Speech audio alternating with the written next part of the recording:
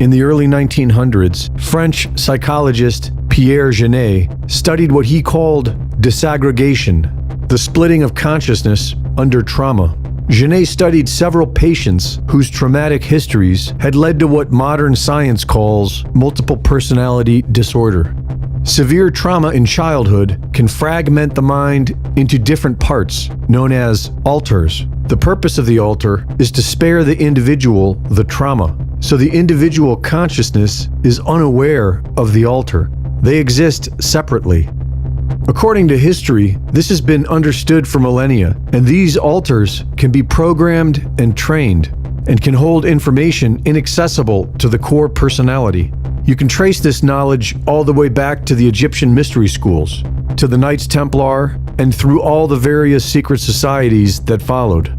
The neurological research has shown that the alters are different people with different brain activation patterns, autonomic responses, visual acuity, and allergic responses. Some alters speak languages that the individual can't. This explains why these alters were seen as demonic possession in the past, and why many still see it that way. Government studies on combat veterans after World War I showed that extreme stress can produce amnesia and identity disruption.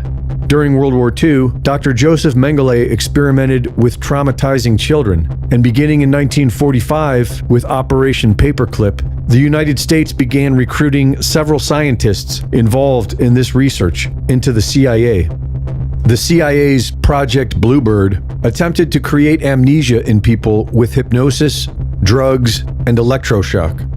This continued with Project Artichoke, where the CIA added sensory deprivation and forced morphine addiction. A 1952 memo shows they were looking to see if a person could be made into an unwitting assassin. In the MK-Ultra program, the CIA added a psychological trauma they called psychic driving, often administered while the person was under the influence of LSD. And with Project MK Often, the CIA began experimenting with demonic possession and looking into occult rituals that could influence behavior. According to scores of victims, many of whom have mysteriously died or disappeared, the world stage is cast with psychotic victims of trauma-based mind control, with multiple personalities who do exactly what they are told. Lieutenant Colonel Michael Aquino of the U.S. Army's Psychological Operations, who founded the Satanic Temple of Set in 1975 and managed to get it listed in the U.S. Army Chaplain's Handbook, published a paper in 1980, From PSYOP to Mind War, The Psychology of Victory, that suggested targeting the domestic population with ELF waves and any other type of technology available that could control behavior. There is a trauma-based mind control light version for the entire population, known as effective management and crisis capitalization, strategies of using stress and fear to induce regression and make the population dependent on authority figures or comfort objects. Terror management theory has demonstrated that when subjects were shown imagery of death or disasters, they were more likely to vote for authoritative leaders who promised safety and purchase luxury items they didn't need. A frightened population demands more policing, they tolerate more surveillance, and they prefer to stay indoors. When the population is subjected to mass trauma, they fall into a state of collective dissociation, and unpopular policies are pushed through that would not be accepted by a logical, thinking mental state, like the Patriot Act, or a governmental system run by artificial intelligence. Greg Reese reporting. Hello, everybody, and welcome to the Diamond Report Live. This is your host, Doug Diamond. Hope you guys are doing okay out there, doing well. 9:05 p.m. on 2/8/26, February 8th, 2026, and here we are again, back for another round. We've got quite a bit of news to look at tonight, so kick back and we will get started doing that. This is the Diamond Report Live, breaking news that proves we are living in the end times. Little catchphrase that I've come up with. I think that kind of sums things up pretty nicely. So, HalTurnerRadioshow.com, several headlines here, and then if you want more information, feel free to log in over on his site. Covert Intel Ground Invasion. That's a pretty key one. Can't give you the exact details there, but let's just say it's about ground invasions. And it's in a country that we really have no business being in, and it is one that you've heard of before. I'll give you a few clues here. It has to do with movement.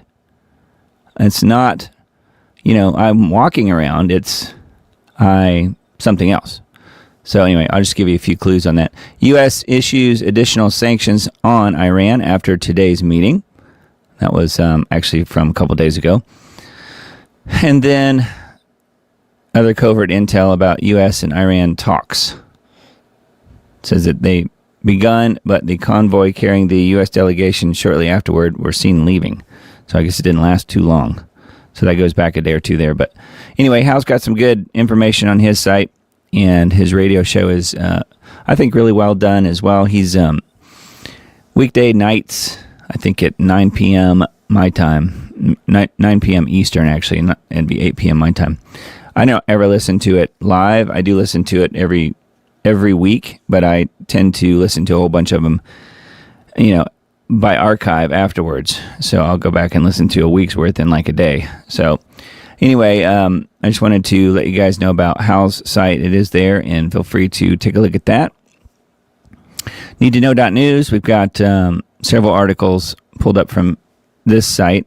I do like this site just because it gives you really good overview of different things going on and top headlines. So the Epstein emails, this is continued, to be a big story, obviously, this whole week as more and more things come out about this incredible nightmare as was the Epstein files and everyone associated with that entire thing. Just a living nightmare. Total evil is what's coming out. And again, breaking news that proves we are living in the end times. I think that's very much exactly what the Epstein files also helps to prove. Epstein emails show antipathy against the Goyim. The Goyim, non-Jews, whites, and blacks. Jeffrey Epstein emails and document drop contain numerous emails that are disrespectful against non-Jews, whites, and black people. Some of the emails were written by others and sent to him, and some of them appear to be written by him and were sent from his account. The overall theme is that the comments against these groups are insulting.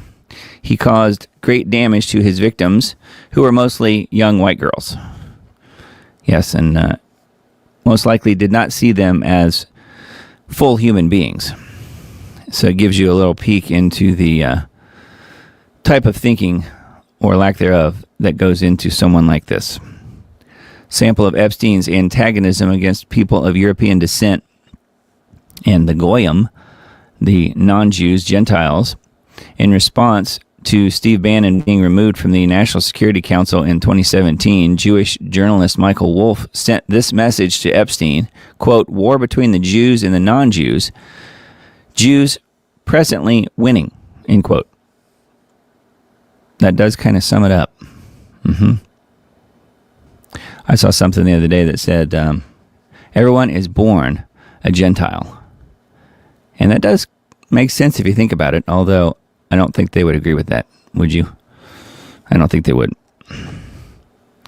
In this email, Epstein says that Jews make through shorting shipping futures and letting the Goyim deal with the fallout, suggesting potential manipulation of the market. Quote, "This is the way the Jew makes money," end quote. "Let the Goyim deal in the real world." So I don't think they liked normal, average, everyday people too much.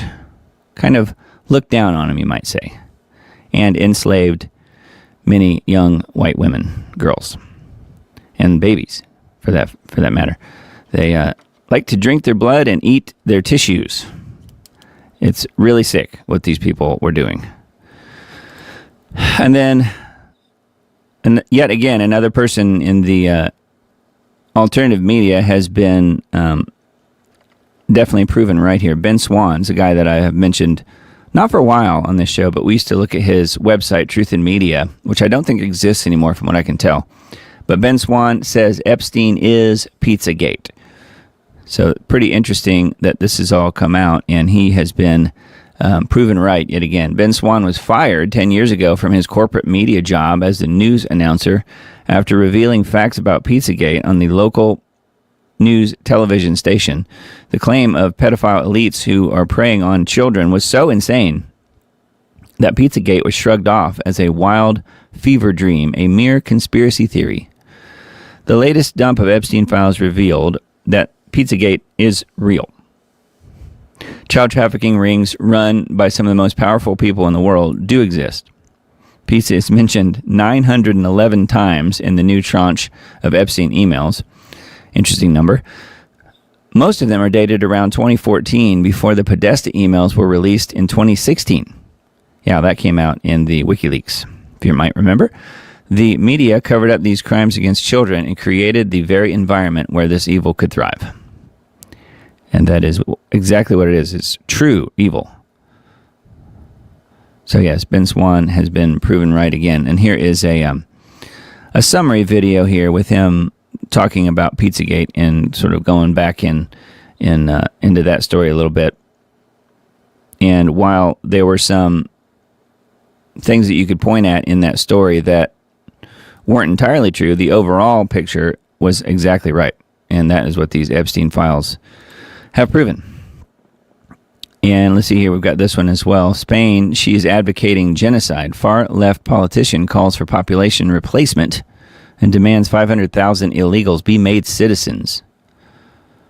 Spain, Irene Montero, a politician from the far-left pro-immigration Podemos party, is arguing that after granting amnesty to 500,000 illegal immigrants, the Sanchez government now make them Spanish citizens and amend the law and allow them to participate in elections. She said, I hope for replacement theory. I hope we can sweep this country of fascists and racists with immigrants, whatever their skin color, whether Chinese, black, or brown. Just not white is what she means. She didn't say that, I guess, but that's what she means. And Spain is committing suicide. The decision by Spain's socialist government to legalize the stay of 500,000 illegal immigrants in the country has brought a fury of a backlash. Not only are many Spaniards furious at her remarks, but her remark also garnered international attention, including from Elon Musk, who is from South Africa, said she is advocating genocide, which is utterly contemptible. Yeah, again, the EU and the countries within the EU are committing suicide on purpose. They are wanting to be replaced. And the people in charge are making sure that that happens at every turn. Another prime example here in Spain. Marjorie Taylor Greene, MAGA was all a lie. Isn't really about America or the American people. I think she's right, don't you? Former Congresswoman Marjorie Taylor Greene of Georgia believes that the campaign messaging behind Make America Great Again, MAGA, was all a big lie. She criticized the Trump administration's focus on interventionist foreign policy at the expense of domestic concerns, which we're all seeing that happen.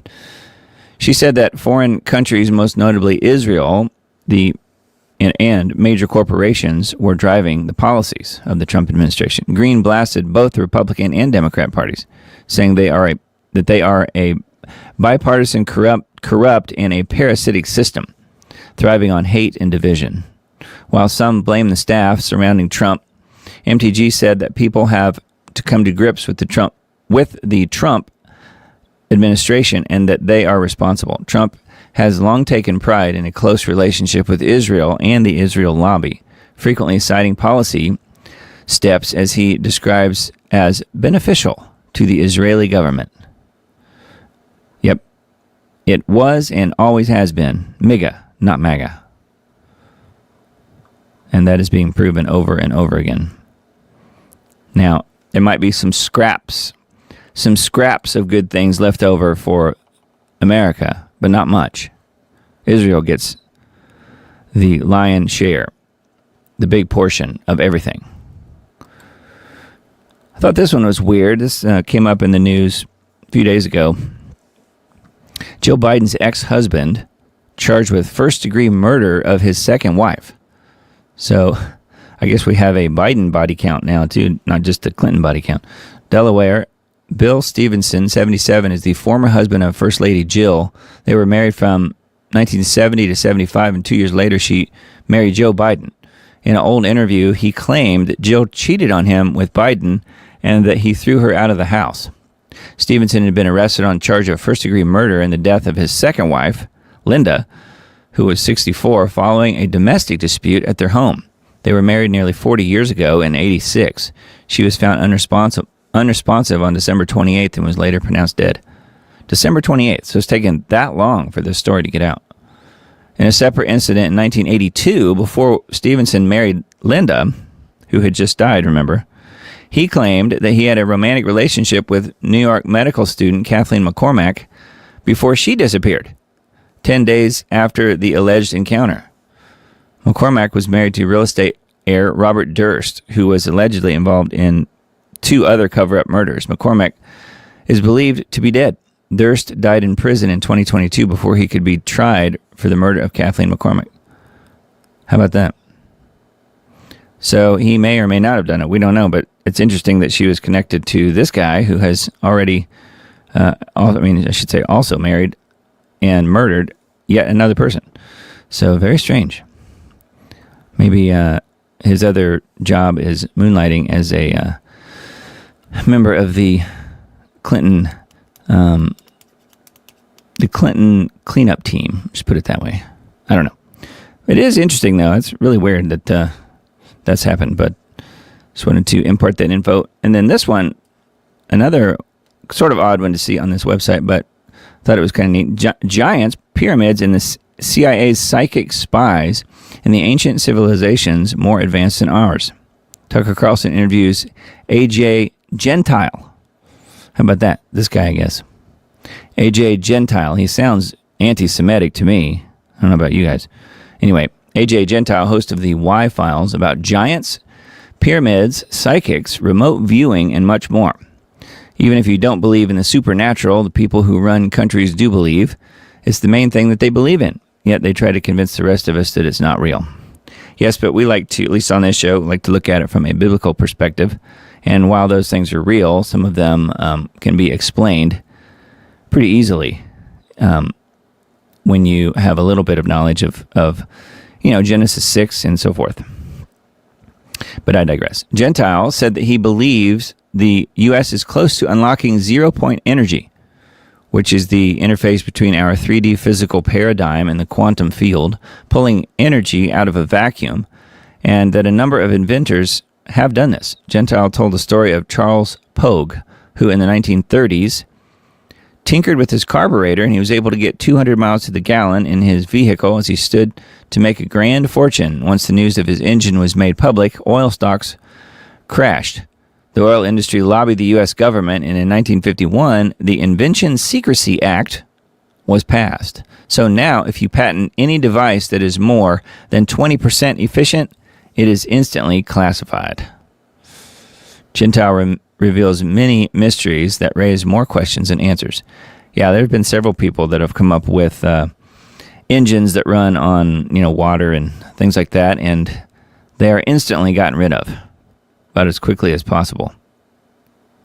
So anyway, here's a little playlist as to what they're talking about in this Tucker interview.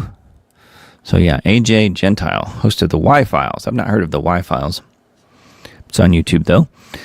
So those are the articles from needtoknow.news. Now, Liberty Beacon, buried in the DOJ files, Epstein was a fixer for the Rothschild banking dynasty. There's always a connection, it seems like. Fixing for the Rothschilds with the DOJ, their involvement in the theft of Malaysia's sovereign wealth fund. And then this article says, by the summer of 2016, Epstein wasn't just a well-heeled fixture working the back rooms in the corridors of power. He was a screaming red flag, a multiple convicted sex offender whose dodgy 2008 plea deal for procuring underage girls had already damaged his brand across elite political and financial circles, but not all elite circles. In fact, he was still a go-to partner for the very highest echelons of global power. While digging deeper into the voluminous Epstein files, a stunned email emerged to one of Europe's most formidable bankers, Ariane de Rothschild, the steely head of the Edmond de Rothschild Group. Jeffrey was laying out fiduciary advice as if he were her personal oracle. This correspondence wasn't the sterile back and forth of distant professionals. Rather, it was more like old confidants navigating an epic storm together. This is her here. Ariane de Rothschild, CEO of Edmond de Rothschild Bank since 2023. On July 20th, 2016, Epstein fired off a link to an article about the erupting 1MDB scandal in Malaysia, where billions had been siphoned from the sovereign wealth fund into a vortex of luxury yachts, Hollywood films, and shadowy international bank accounts. He didn't just share the news, he provided her with a link to the New York Times article about the 1MDB scandal before dispensing advice, warning her how American prosecutors might scrutinize her every move in relation to this massive scandal. Ariane, typing from Luxembourg amid a tense board meeting with lawyers, shot back with raw urgency, "If I don't go, I die. What do DOJ guys prefer?" So then, I guess this is a reference maybe to that email. PDF, yep, it is. It was the cry of a woman cornered, turning not to her army of high-priced attorneys, but to a man whose own history reeked of exploitation and evasion. So here's a screenshot here of that email exchange. This wasn't a one-off. The DOJ's Epstein files, a sprawling digital tomb of over 3 million pages released in tranches up to early 2026, paints a portrait of a relationship that spanned from 2013 to Epstein's arrest in 2019. So anyway, it goes on from here. Further information, but yes, connected to the Rothschilds. Imagine that. Are you shocked? Yeah, me neither. Thought this one was not too surprising either. Leftists put hits out on Nick Shirley after exposing the Somali fraud in Minnesota. Yeah, you remember the young guy here who broke the story on the Somali fraud. Nick Shirley, the YouTuber who went viral for exposing alleged Somali-run daycare fraud in Minnesota, has revealed that leftists have put out hits on his life. In a shocking update, Shirley's security team informed him that he was the number one man targeted, forcing him to switch hotels amid fears for he and his family's safety. This comes after his investigative video highlighted millions, I think it's billions, in taxpayer funds vanishing into ghost daycares with no children in sight. Shirley detailed the terrifying backlash in a recent appearance, saying people have sent him photos of bodies in ditches with captions like, "That's going to be you," and openly telling him to go KILL himself. Now I'm getting a little more fearful of what's happening in my life and what's happening with life in my family, as you've seen not only attacks from the mainstream media, but more so attacks from just people on the internet saying those things about you and your life, Shirley stated. He recounted the hotel incident.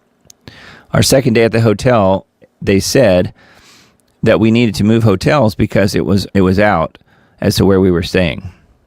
This article is not written very well.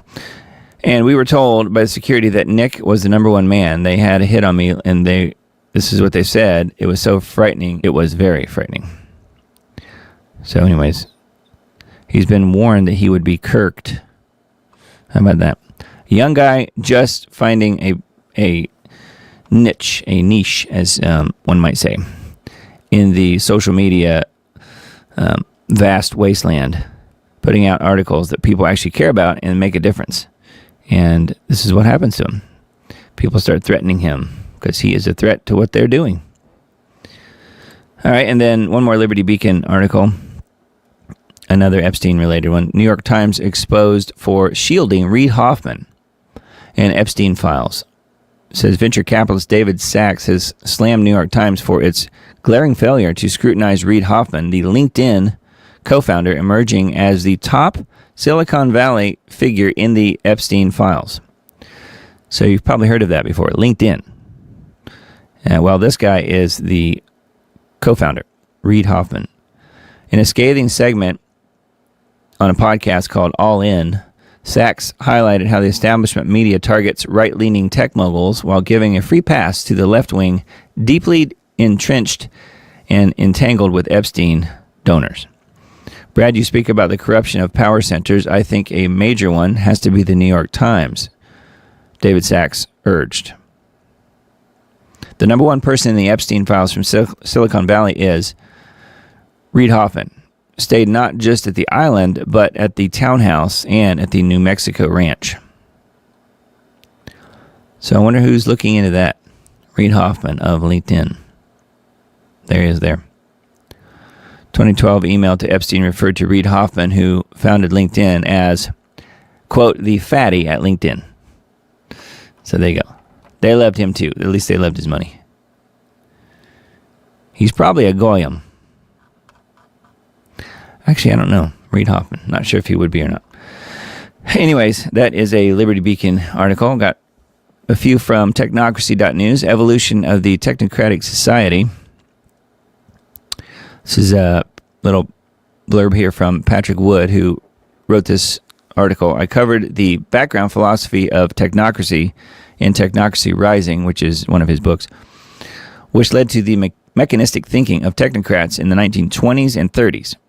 Taken to excess, it resulted in total control of the environment and man himself by a narrow slice of society dominated by pathological megalomaniacs, encasing man in a machine from which there is no escape seems right to them.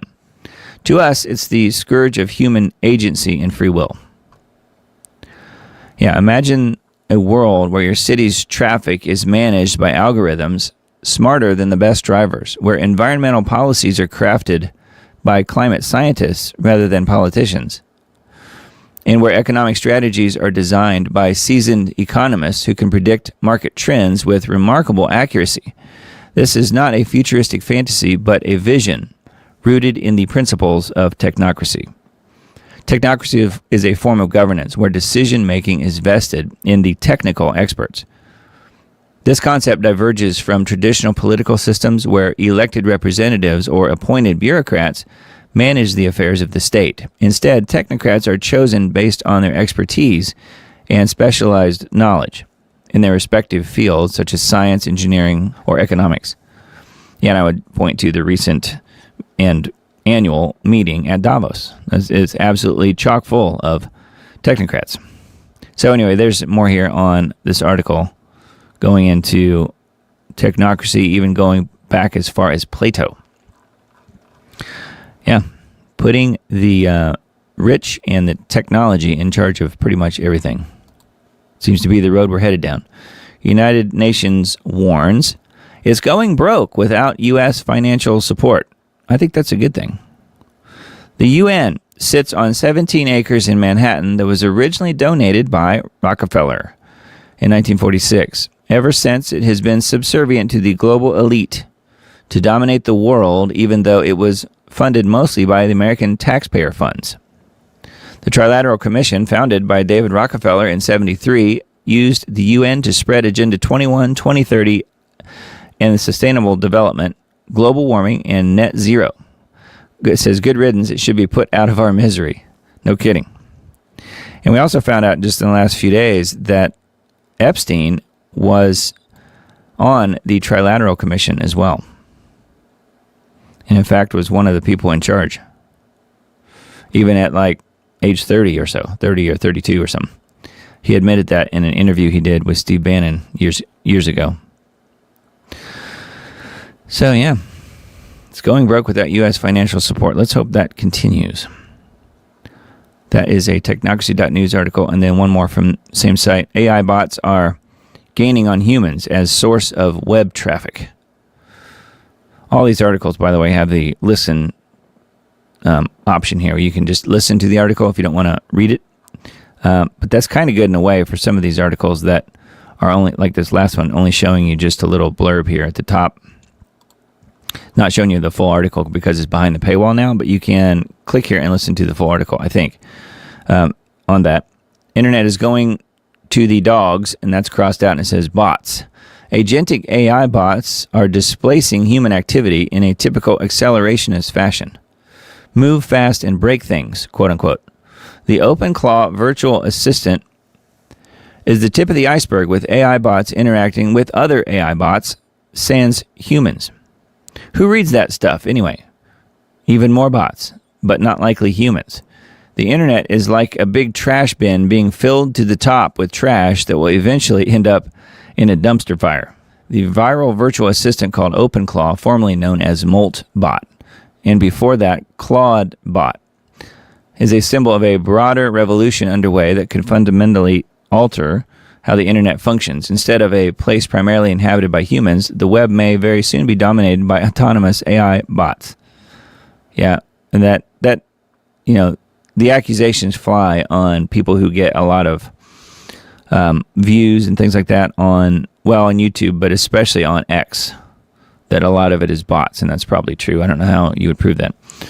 The new report measuring bot activity on the web was related, as well as related shared data with Wired by the internet infrastructure company called Akamai, shows that AI bots already account for a meaningful share of web traffic. The findings also shed light on an increasingly sophisticated arms race unfolding as bots deploy clever tactics to bypass website defenses meant to keep them out.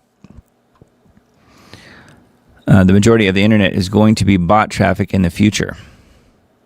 The CEO of this company called Tollbit says, company that tracks web scraping activity and published this new report. It's not just a copyright problem, it's a new visitor emerging on the internet. So yeah, I've noticed that. I build websites for people, and yeah, bots are constantly trying to get logged in. They constantly are trying to get into your, say, WordPress site or whatever. It's constant attacks all the time. Doesn't matter. You can just put the website up, and just within hours or days, your website starts getting attacked by bots, and they're trying to log in and convert it into something that can be used for their purposes, whatever that is, advertising something or whatever. Spam, Bitcoin mining, who knows what. I don't know. But it is crazy, and it's getting worse for sure. So this next one is one that our good friend Miss Emily mentioned to me. So I thought I would pull this up and mention it for you folks in the Vegas area, really in California too, because this kind of talks about both. So they found a biolab. They found a biolab in Las Vegas. Several people became sick from an alleged biolab running out of a Las Vegas home that also served as an Airbnb, according to documents News 8 investigators obtained. Metro Police and FBI searched the Sunrise Manor home on Saturday, the 31st of January, finding a possible biological laboratory, including refrigerators with vials containing unknown liquids. How about that? This person, Ori Solomon, 55, faces a felony charge of disposing or discharging hazardous waste, according to state court records in Channel 8 here. Federal prosecutors filed paperwork to charge Solomon on a gun charge. So they're going to get him on that. An LLC tied to the home's security records matches the name of the company, which is part of an ongoing federal case in California involving a biological lab there. And I remember mentioning that, I think it was last year, back when it happened, in Reedley, California. So how about that? Biolabs. Just popping up at random Airbnbs. Nice. It says, looking to see who all was sick. Several days after entering the garage, 2 people became deathly ill and they could not get out of bed, document said. Huh. Tipster also told police that the house contained many dead crickets. Several people had gotten sick. So it's at least a pesticide. We don't know what else. So yes, this is the guy here, I guess. So biolabs popping up in places like Las Vegas. And the news report's embedded there on the article. If you guys want to take a look at that, we'll have all of these articles posted in the Substack post that I send out during the course of the week. Last week it was Wednesday, but normally it's more like Tuesday. So we'll see. We'll see what I can get done this week. Breitbart. So if you didn't notice, the Olympics, I guess, have started. And I don't know, I saw some of the opening ceremonies and they looked, boring. It was boring, and it was also semi-evil. It had some of I didn't pull up any pictures or anything, but it has some of the normal symbology that you might see in things like the, Super Bowl halftime shows and stuff. Well, this was the Olympics opening ceremonies, and it's not much better, but I thought this one was pretty wild. And I thought it was wild just because people seem to believe that he actually did this. British-American skier apparently urinates ice into the snow at the Winter Olympics. So I saw that and I'm like, okay, are they going to show a picture of it? And they did, because it's right here on his social media. He put it on his X or Instagram or something. And here it is right here. Look how perfectly it's written. And so either this guy has incredible control, and you know what I mean? You know what I mean if I'm saying incredible control, or this is an AI-generated picture that he posted. So it says British-American Olympic skier Gus Kenworthy urinates ice into the snow ahead of the Olympic Winter Games in Italy. The skier then told all of his followers to speak up against ice and gave them all a script to tell their senators. So that's what it was really about. He wanted people to be political, and here's the script he gave them. Hi, my name is blank, fill in your name, and I'm a constituent from fill in your city and state. I'm calling to urge Senator blank, so it's literally a script that he put on here with his ice and peeing in the snow picture. I guarantee you this guy does not have this sort of control to write it perfectly into the snow in this exact area, if you know what I mean. Yeah, anyway. But he did, there was some backlash a little bit, although there will be no disciplinary action from the IOC. It says, an official spokesperson for the International Olympic Committee told The Guardian, which is a British paper, that Kenworthy will not face any disciplinary action for his political protest. Under IOC rules, all athletes, quote, have the opportunity to express their views during the games. I wonder if he would have wrote something else in the snow, not with urine, but wonder if he would have written anything else just using his finger and writing in the snow, Jesus is Lord or Jesus is King. Do you think he would have gotten in trouble for that by the IOC? I'm betting he probably would have gotten a talking to. Anyways, this guy who was raised in Colorado is making his fourth Olympic appearance. He represented the U.S. in 2014 and 18, but switched his team affiliation to Great Britain. So there you go. He's not even one who actually loves his own country. So anyway, I just thought that one was very strange, and I just thought it was silly that people believe that he actually wrote that. No, it was an AI-generated picture, guaranteed. And yet more from the Olympics in the, I guess, Team USA, who apparently have some real winners on Team USA, cut him. Fans demand removal of Team USA skiers with mixed emotions over representing America. Yeah, so this other guy, different skier here, this guy's name is Hunter Hess. Several people took to social media to criticize Hunter Hess after he and Chris Lillis tried to distance themselves from the Trump administration and ICE. He says that he stated that he was wearing the flag. It didn't mean that he represented, quote, everything that's going on in the U.S. So he's trying to put out the arm there, talk to the hand sort of thing. It brings up mixed emotions to represent the U.S. right now, he says. It's a little hard. So, and then these people are saying, just get rid of him. These people are not qualified to represent the United States, Team USA, or the American people in any Olympics or competition. All these people should have their citizenship revoked immediately. Do you think they will? Of course not. If he doesn't like the flag and what it represents, he is welcome to find another country. We don't care, this person says. So, yeah. They should be sent back home immediately. Yeah, or send them to some other country. Maybe they would like that more. I think this person's right. I'm thinking the Olympics TV ratings aren't going to be phenomenal. Yeah, that's what I think. But I haven't heard. I don't know. All right, next article here is a revolver story. Bill and Hillary, we talked about this last week. So turns out, it looks like they're actually going to be showing up at this, giving their testimony at this deal in Congress. So here's what it says. Here's the real reason Bill and Hillary changed their minds about the Epstein testimony. Just a few weeks ago, Bill and Hillary were digging in their heels and refusing to testify about their close ties to Epstein.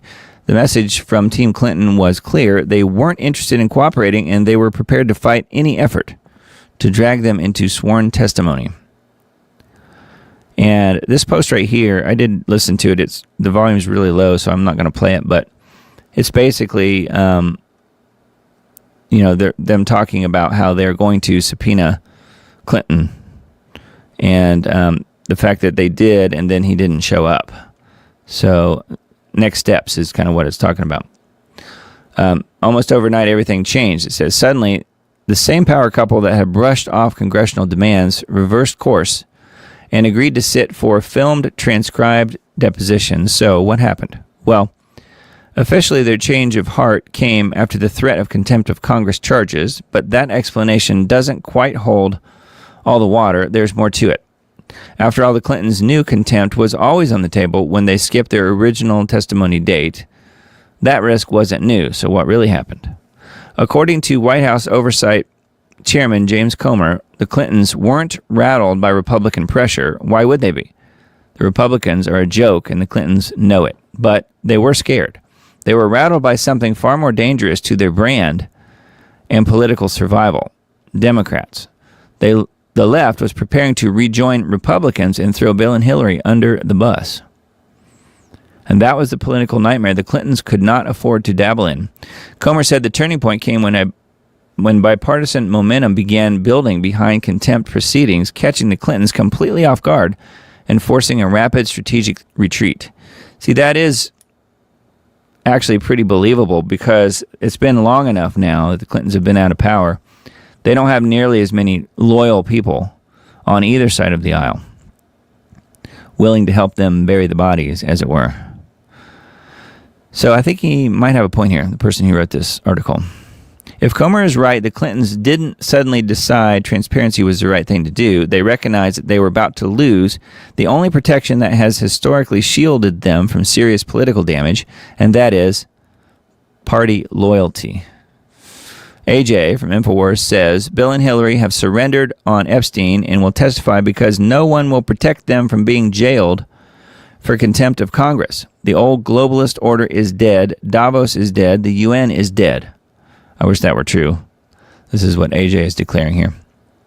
I do think they're all on the downturn, so that's good. The Clintons know all their networks are cut off. It's all in Trump's possession. They know the system would rather get them a conviction of contempt of Congress rather than letting them come testify. This is their Waterloo. I don't disagree with too much of that. I do think that the UN and Davos and globalist order aren't quite dead, unlike what he's saying. I don't think it's all up to Trump, though, either, unfortunately. I mean, if it were, nothing would happen, and that may be what happens, actually.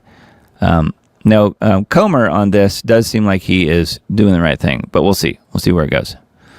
So I think the dates on this, here it is. Justin, Bill, and Hillary are set to appear before Congress separately, February 26th for Hillary and 27th for Bill.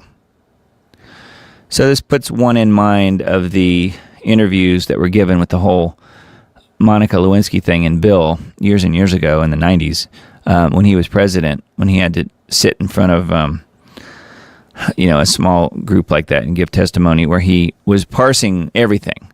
And that's where you have the old saying that's still something that people say. It depends on what the meaning of the word is. That was Bill Clinton from the Monica Lewinsky testimony. It depends on what the meaning of the word is. That was Bill Clinton parsing every syllable of everything being asked to him. I don't think he has that sort of brain capacity to be able to do that kind of thing now. So it will be interesting to see what comes of that and how much of the recording, if all of it, hopefully, will be released. And what he says and versus what she says, because obviously they're all going to be on the same page. As far as what they're saying, everything they say is going to be on the same page. So it will be interesting for sure. And it will be a lot of lying, is my guess. So the next question is, will they get away with it? All right. Next article is Revolver. Schedule F is nuke against deep state and Trump's finger is on the button. So this may not be exactly what you think it is. I thought it was kind of interesting, so I thought I would mention it. No, this says the Office of Personnel Management finalized the rules that will allow Trump to reclassify up to 50,000 federal employees as at-will workers. Do you know what that means? That means that if the Supreme Court upholds this move, Trump can fire tens of thousands of entrenched bureaucrats, read deep state, who shape federal policy. This is a direct nuclear strike right at the heart of the permanent administrative state. I'm just reading this article. I don't know that he'll do this. It would be amazing if he did, but don't hold your breath.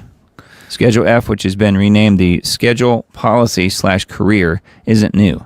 It was introduced during Trump's first term, but the goal hasn't changed. Crack open the layer of federal bureaucrats who influence policy but are nearly impossible to fire.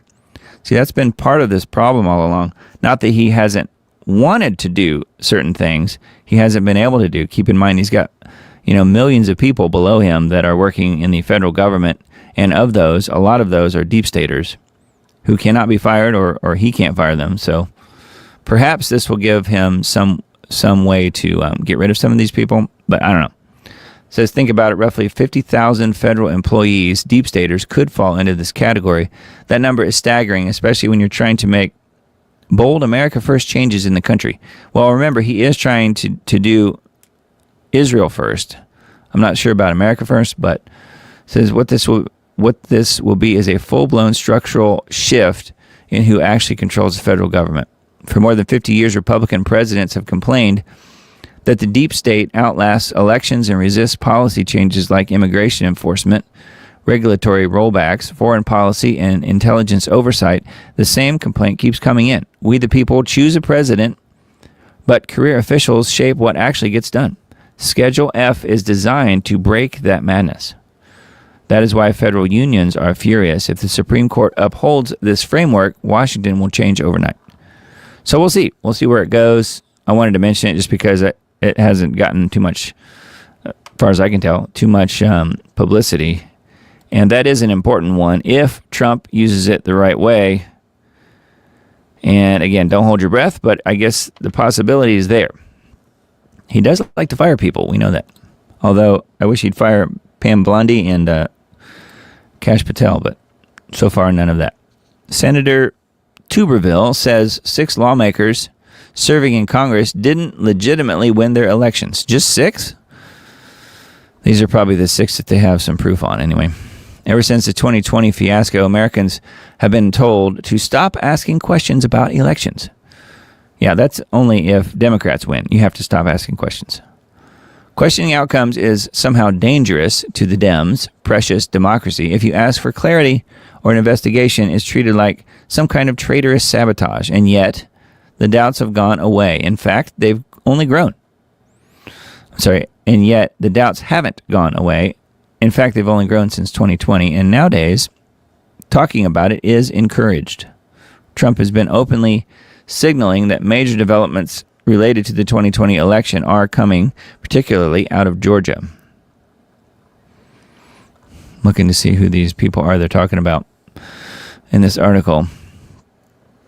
At the same time, Republicans are pushing legislation like the SAVE Act, which focuses on tightening voter eligibility, enforcing citizenship requirements, and restoring basic confidence in the system. Of course, Rhino Mitch McConnell's people are doing everything that they can to stop the SAVE Act. Yep. Now, a sitting U.S. senator is taking things a step further in his battle to get our elections back on track. Senator Tuberville, I'm not sure which, is claiming that 6 current members of Congress did not actually win their elections. And he's not talking about candidates or former officials. These are sitting lawmakers right here, right now. What he's saying, if it's true, is yet another crisis of legitimacy regarding U.S. elections. And after everything Americans watched unfold in 2020, it's hard to be shocked at what he's saying. All right, so here's what he's saying. Serious claims they deserve to be treated that way. He's a sitting senator that is alleging that multiple members of Congress are serving in office without having legitimately won their races. Should be headline all over the country, but it's not, and we know why. Yeah, because they're all Democrats. I'm looking to see if this article mentions who they are. It might in the video. I didn't play the video. Anyways, pretty interesting. Paper ballots only. Yep. That would be nice. Anyway, just wanted to mention that one. I thought that was pretty wild.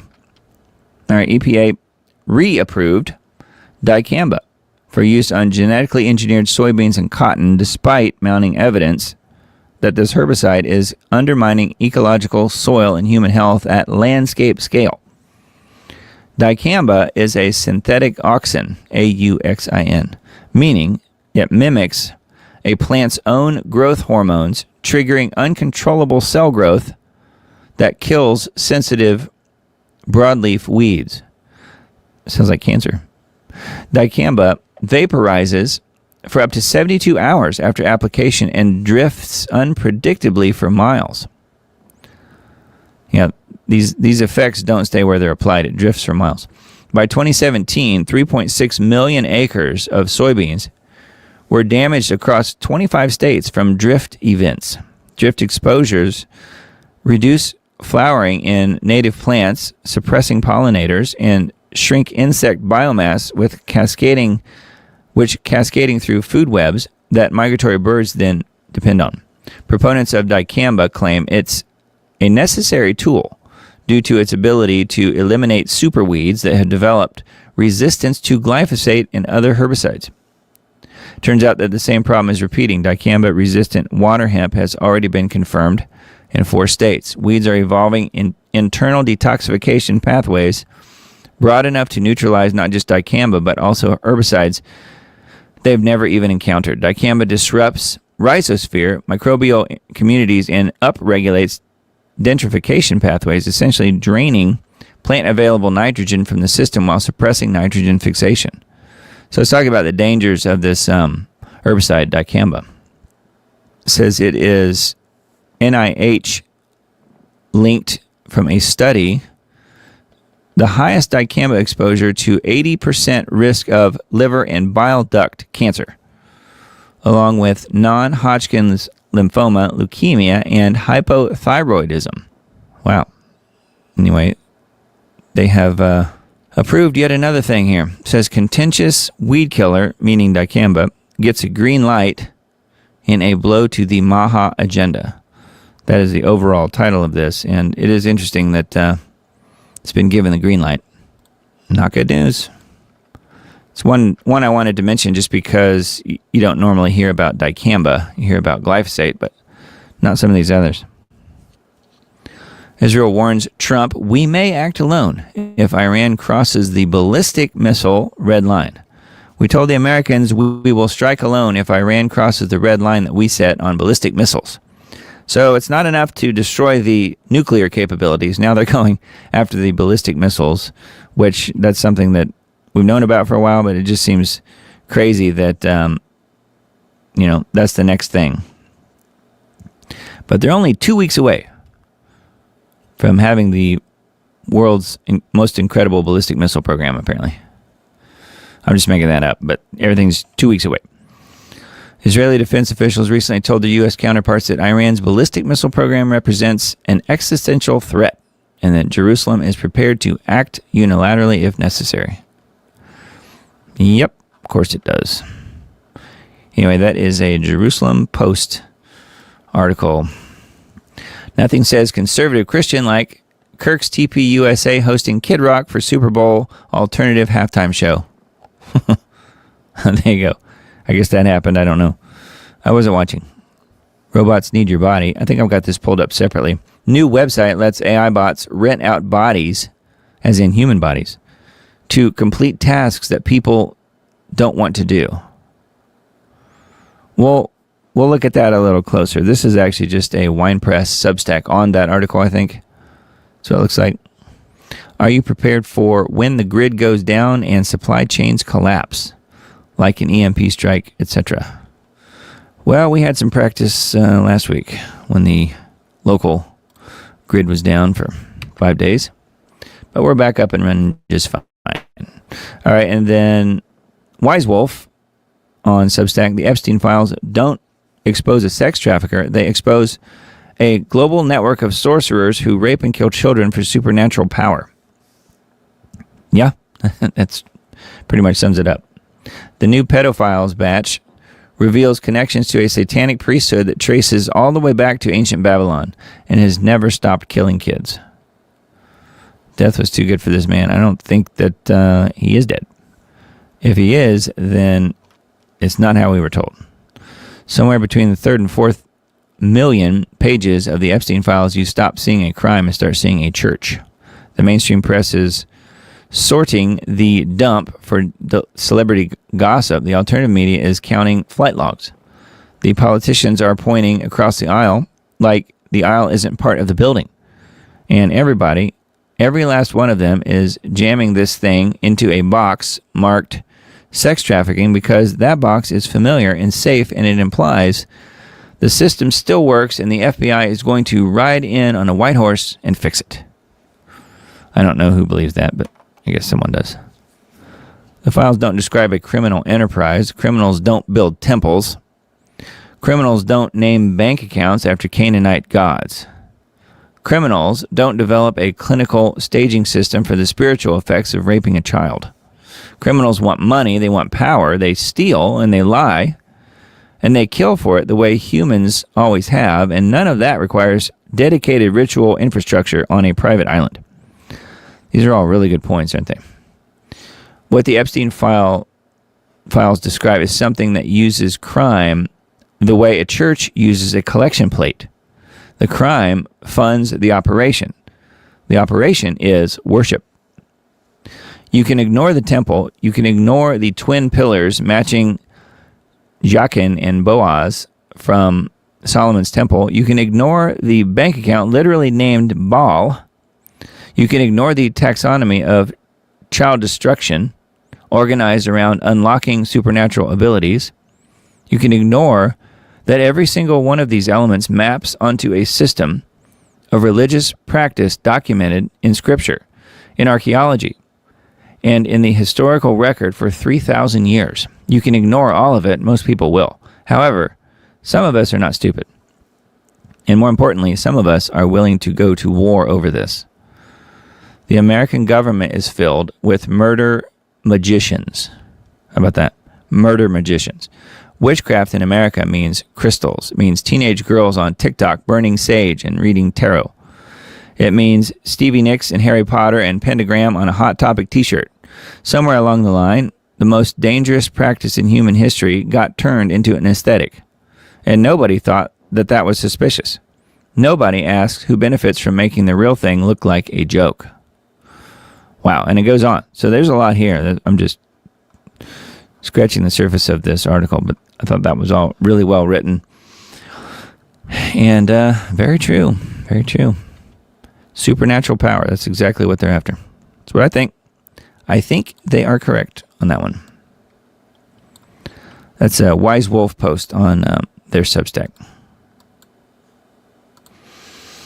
All right, Leo Hohmann's Substack. Trump demands social media platforms turn over lists of political dissidents.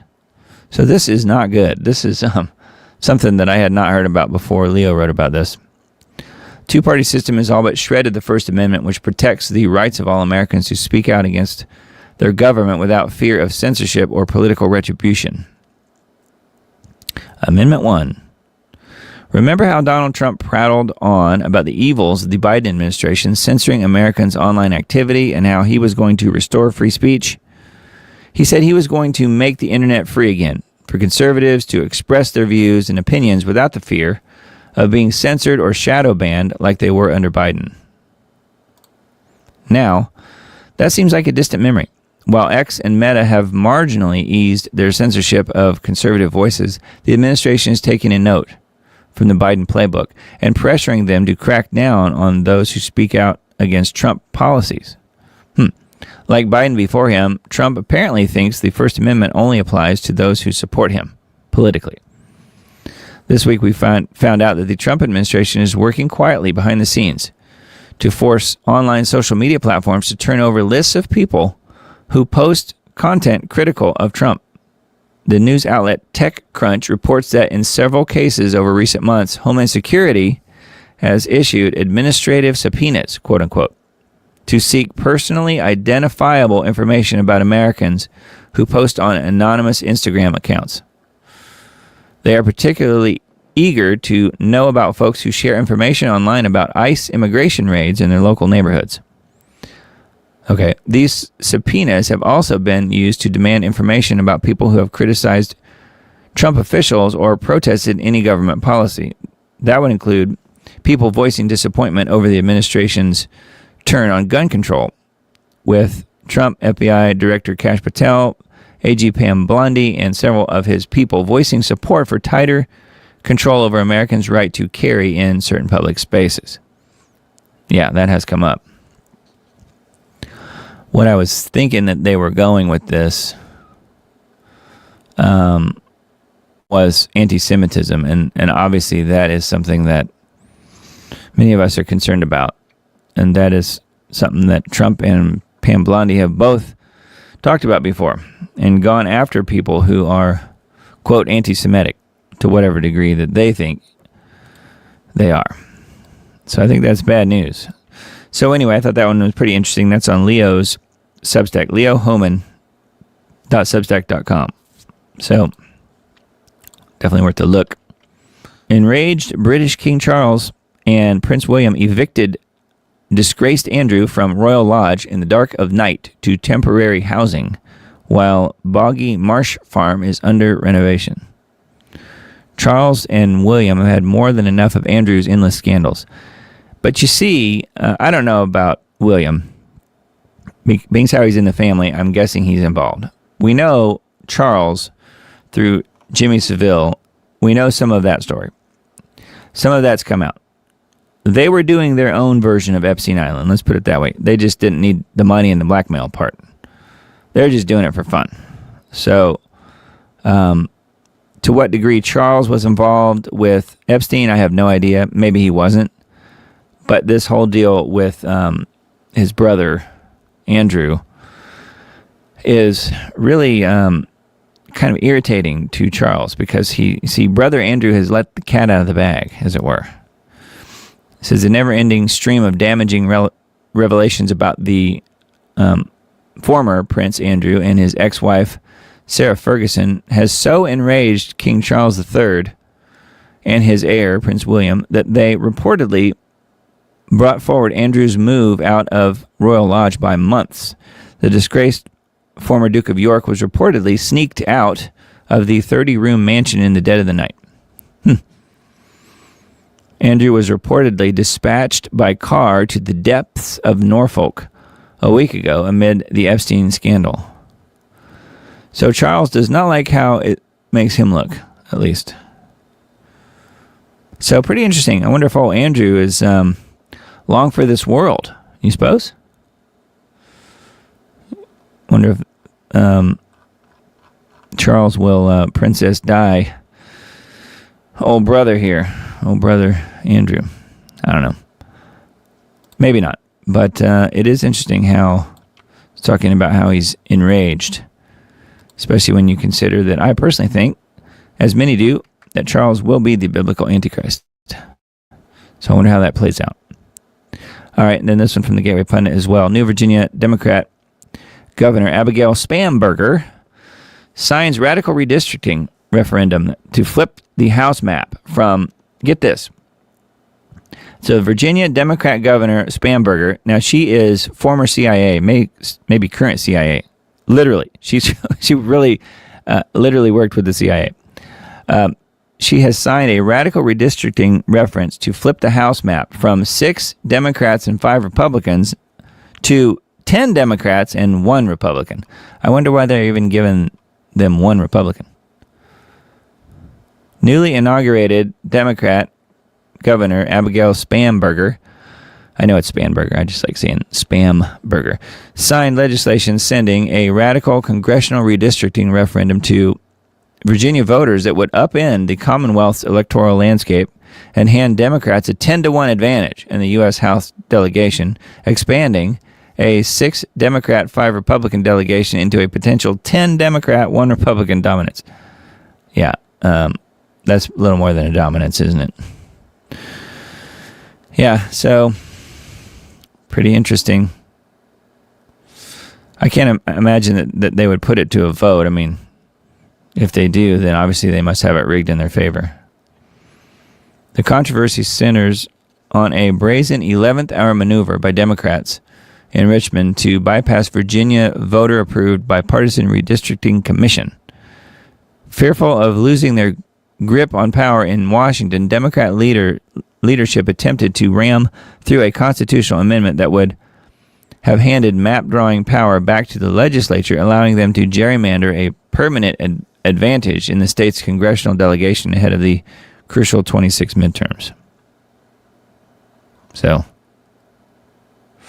on Friday morning, Spamberger used her executive pen to sign a bill that officially sets an April 21st referendum, if approved by the voters. Okay, yeah. So they must have it planned already that they're going to rig this thing in their favor.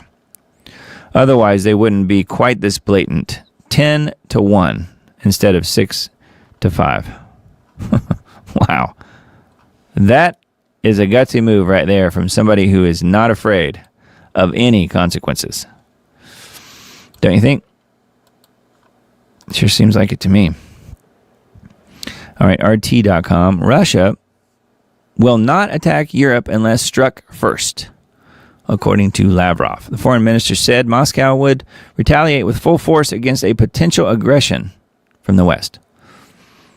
Well, they keep saying that, and nothing happens. Russia will not attack the EU or NATO member states unless it's attacked first. It seems to me like they have been attacked. Western officials have justified increased military spending by citing the need to defend NATO's eastern flank. Germany's top military commander said in December that the country must be ready for a potential war with Russia by 2029. No, they want it now. Moscow has accused the West of warmongering. Well, that's what the West does.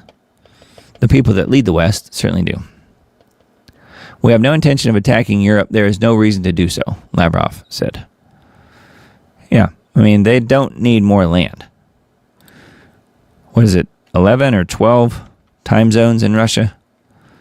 And amazing resources that no other country in the world has. So this one I pulled up just because a couple things. We all probably remember this scene from the train ride. Zelensky was not part of this scene, although he was on the train meeting with them. This is the one where the little white powdery substance in a bag was found on the table right in front of Macron, and he grabs it with his hand and shoves it in his pocket before anybody could ask any questions. But yeah, this one's entitled "How Western Europe Learned to Stop Worrying and Talk Casually About Nuclear War."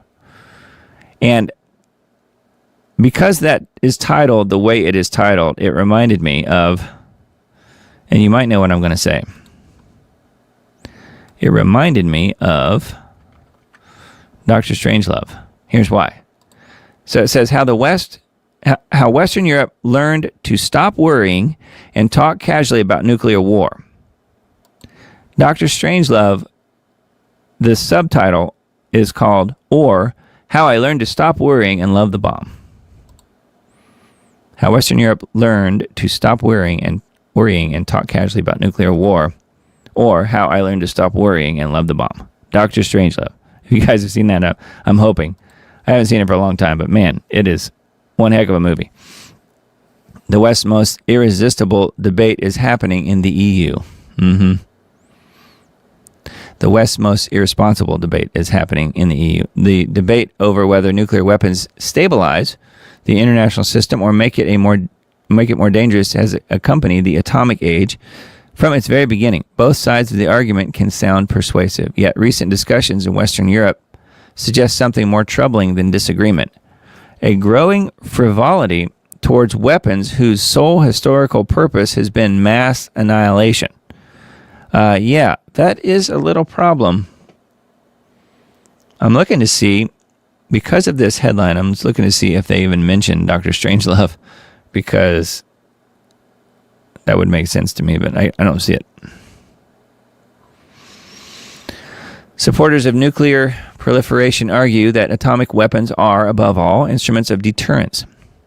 In their view, nuclear arms protect weaker states from coercion and force stronger powers to replace military pressure with diplomacy.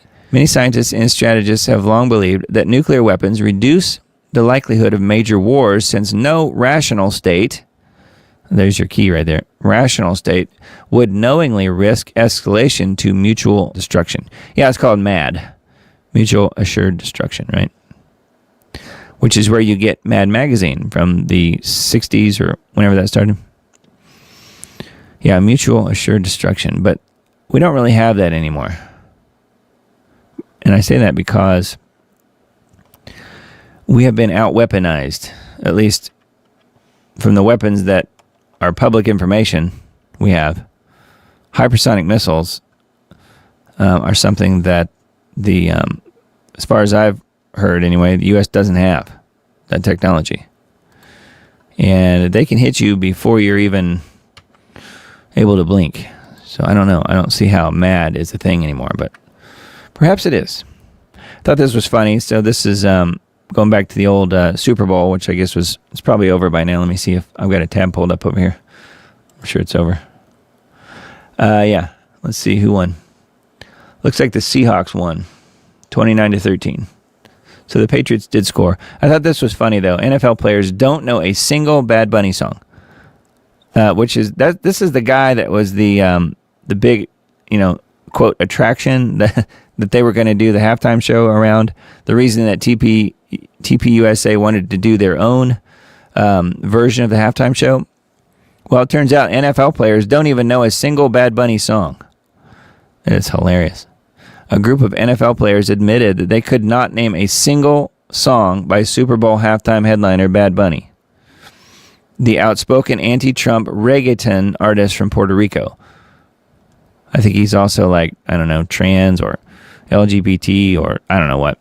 Several players across the league expressed unfamiliarity with Bad Bunny's music during interviews, undercutting the notion that the performer resonates with NFL players or football culture. Las Vegas Raiders cornerback Marcus Peters summed it up bluntly. "I don't know no Bad Bunny songs," he said. Well, he ain't the only one. I don't either. I just thought that was funny just because you can tell that because of this, it's not about the players, it's not about what the audience wants, it's simply about politics. That's the reason he was brought in. That's the reason he won the Grammy Awards a few days ago, to get him even more eyeballs on the halftime show. Oh, Bad Bunny won a Grammy Award for whatever, for existing. And now we have to go watch him on the Super Bowl. See how that works? Total idiotic nonsense, which is why, by the way, personally, I left the recording academy, the recording industry in 2020. I was a member for a while. I voted. I was eligible. I voted in, a few of those processes. I was proud to say I voted for one of a really good song that I still love, even today, a song called Radioactive. You've probably heard of it. So I voted for that when it was up for a Grammy years ago. But that was the last time I voted, and I left the Recording Academy at that point. Just because the politics in it is just ridiculous, and I didn't want my membership dues, my membership fees going toward whatever policies they were promoting. So that's why I left. So anyway, I thought that was pretty odd that they didn't know a single song by this ridiculous person that they got for the Super Bowl halftime show. And then speaking of TPUSA, Turning Point USA to host an alternate Super Bowl halftime show. So yes, Kid Rock, conservative activist group founded by Charlie Kirk, plans to host its own show on Sunday, which I guess that's all over. I didn't see any of that. So it's Kid Rock and some country artists as well. People I don't know of. I've never really heard of. Well, Lee Bryce, I think I've heard of him, but Brantley Gilbert, Lee Bryce, and Gabby Barrett. So anyways, yeah, they did have an alternate halftime show. Who knows how well that went? I have no idea. I didn't pull anything up on that, but I just thought it was worth mentioning. That's all. That's on WNG.org. And then One Information Liberation article for tonight. Trump appears poised to abandon, quote, mass deportations. President Trump, just 1 year into his first term, is already pivoting away from his unfulfilled campaign pledge to conduct mass deportations. It's just so hard. So, yeah, Tom Homan has to be very discouraged at this point, I would think. I like Tom Homan. I think he's done pretty incredible work from what I can tell. Borders are, Tom Homan says, I have announced effective immediately. We will draw down 700 people effective today. So this was February 4th now. I don't know, 700 people, if that means in one spot or just in general. But Trump says maybe we can use a little bit of a softer touch. Yeah, do you think the crazy radicals who want to kill all of the ICE officers will use a softer touch? I don't think they will. Anyway, yeah, that was his campaign promise, and people want to see illegals exported no matter what. And it looks like, yet again, this is something else Trump is backstepping on. Deciding, well, maybe not. Maybe I won't do that. Very sad. I think something is eating Trump's brain, don't you? So I think I could figure out to explain it. Too many COVID shots, maybe. I don't know. Canadian government pushes to criminalize everyday family conversations. So again, this guy right here, kind of like Keir Starmer, Prime Minister of the UK. When you see this guy right here, just think King Charles. He works for King Charles. Mark Carney, Prime Minister of Canada, replaced Tampon Trudeau. Canada's Liberal government under Carney is facing mounting backlash after critics warned that a little noticed piece of legislation could dramatically expand state power inside private homes. The proposed law, I think I've mentioned this before, Bill C-16, entitled the Protecting Victims Act, which all you got to do is the old 360, just rotate it around, and that's how you get to the truth. The, quote, Protecting Victims Act, so there won't be any victims being protected, would create a new criminal code offense targeting patterns of coercive or controlling conduct within relationships. But opponents say the sweeping language risks turning ordinary family interactions into potential criminal investigations. Conservative MP Leslyn Lewis sounded the alarm in a public warning to Canadians. Do you think the government should criminalize everyday interactions in your home with your family? Lewis wrote on X. If not, you should read Bill C-16. So the question then comes to mind is how are they listening? Because they're listening, and that doesn't seem to be the main issue. So if you're being listened to, obviously it's through everyone's cell phones. So isn't that a problem? This bill creates new offenses which are deeply concerning for normal, loving family interactions based on a pattern of coercive or controlling conduct, even when no violence, threats, or illegal acts occur. Wow.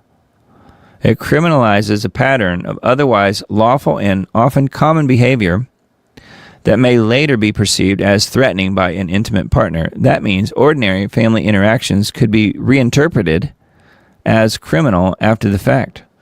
Lewis pointed to routine household situations that could fall under scrutiny, including asking a spouse where they are after they said they'd be home, expressing concern about excessive drinking, disagreeing about finances or spending, asking a partner not to give children junk food, raising concerns about time away from the family, setting household boundaries or expectations. These are not crimes, Lewis warned. They are part of a marriage, parenting, and shared responsibility. But this does not diminish the seriousness of coercive control in genuinely abusive relationships, but criminal law should target clear abuse and violence, which are already addressed in law. Bill C-16, as written, opens the door to police intervention in the homes of ordinary families. So this isn't even posting things on social media like they're doing in the UK. They're letting the criminals out of prison in the UK to fill the prisons with people who have tweets that go against the Muslims or whatever. They're putting the Twitter posters, the X posters, the social media people that they don't like in jail now in the UK. And it looks like in Canada, it will be very similar, except you don't even have to post it. You just say it in your home, and you could get reported. So that's what I'm looking for here isn't someone asking the question of how are they hearing these conversations? I don't see that. Anyway, clearly though, it is from people's cell phones. What else could it be? So anyway, maybe if they have Amazon Alexa or whatever, one of those things too, but obviously people are being surveilled, and that isn't their main concern. It's the next step past that, which to me, they're both very concerning. Now here we are. We didn't simulate this. We didn't practice. On behalf of our partners in the Bill and Melinda Gates Foundation. So both the health policies and economic policies, we find ourselves in uncharted territory. It's become clear that people in this country and globally have been steamrolled. It is also clear that it has been coordinated globally.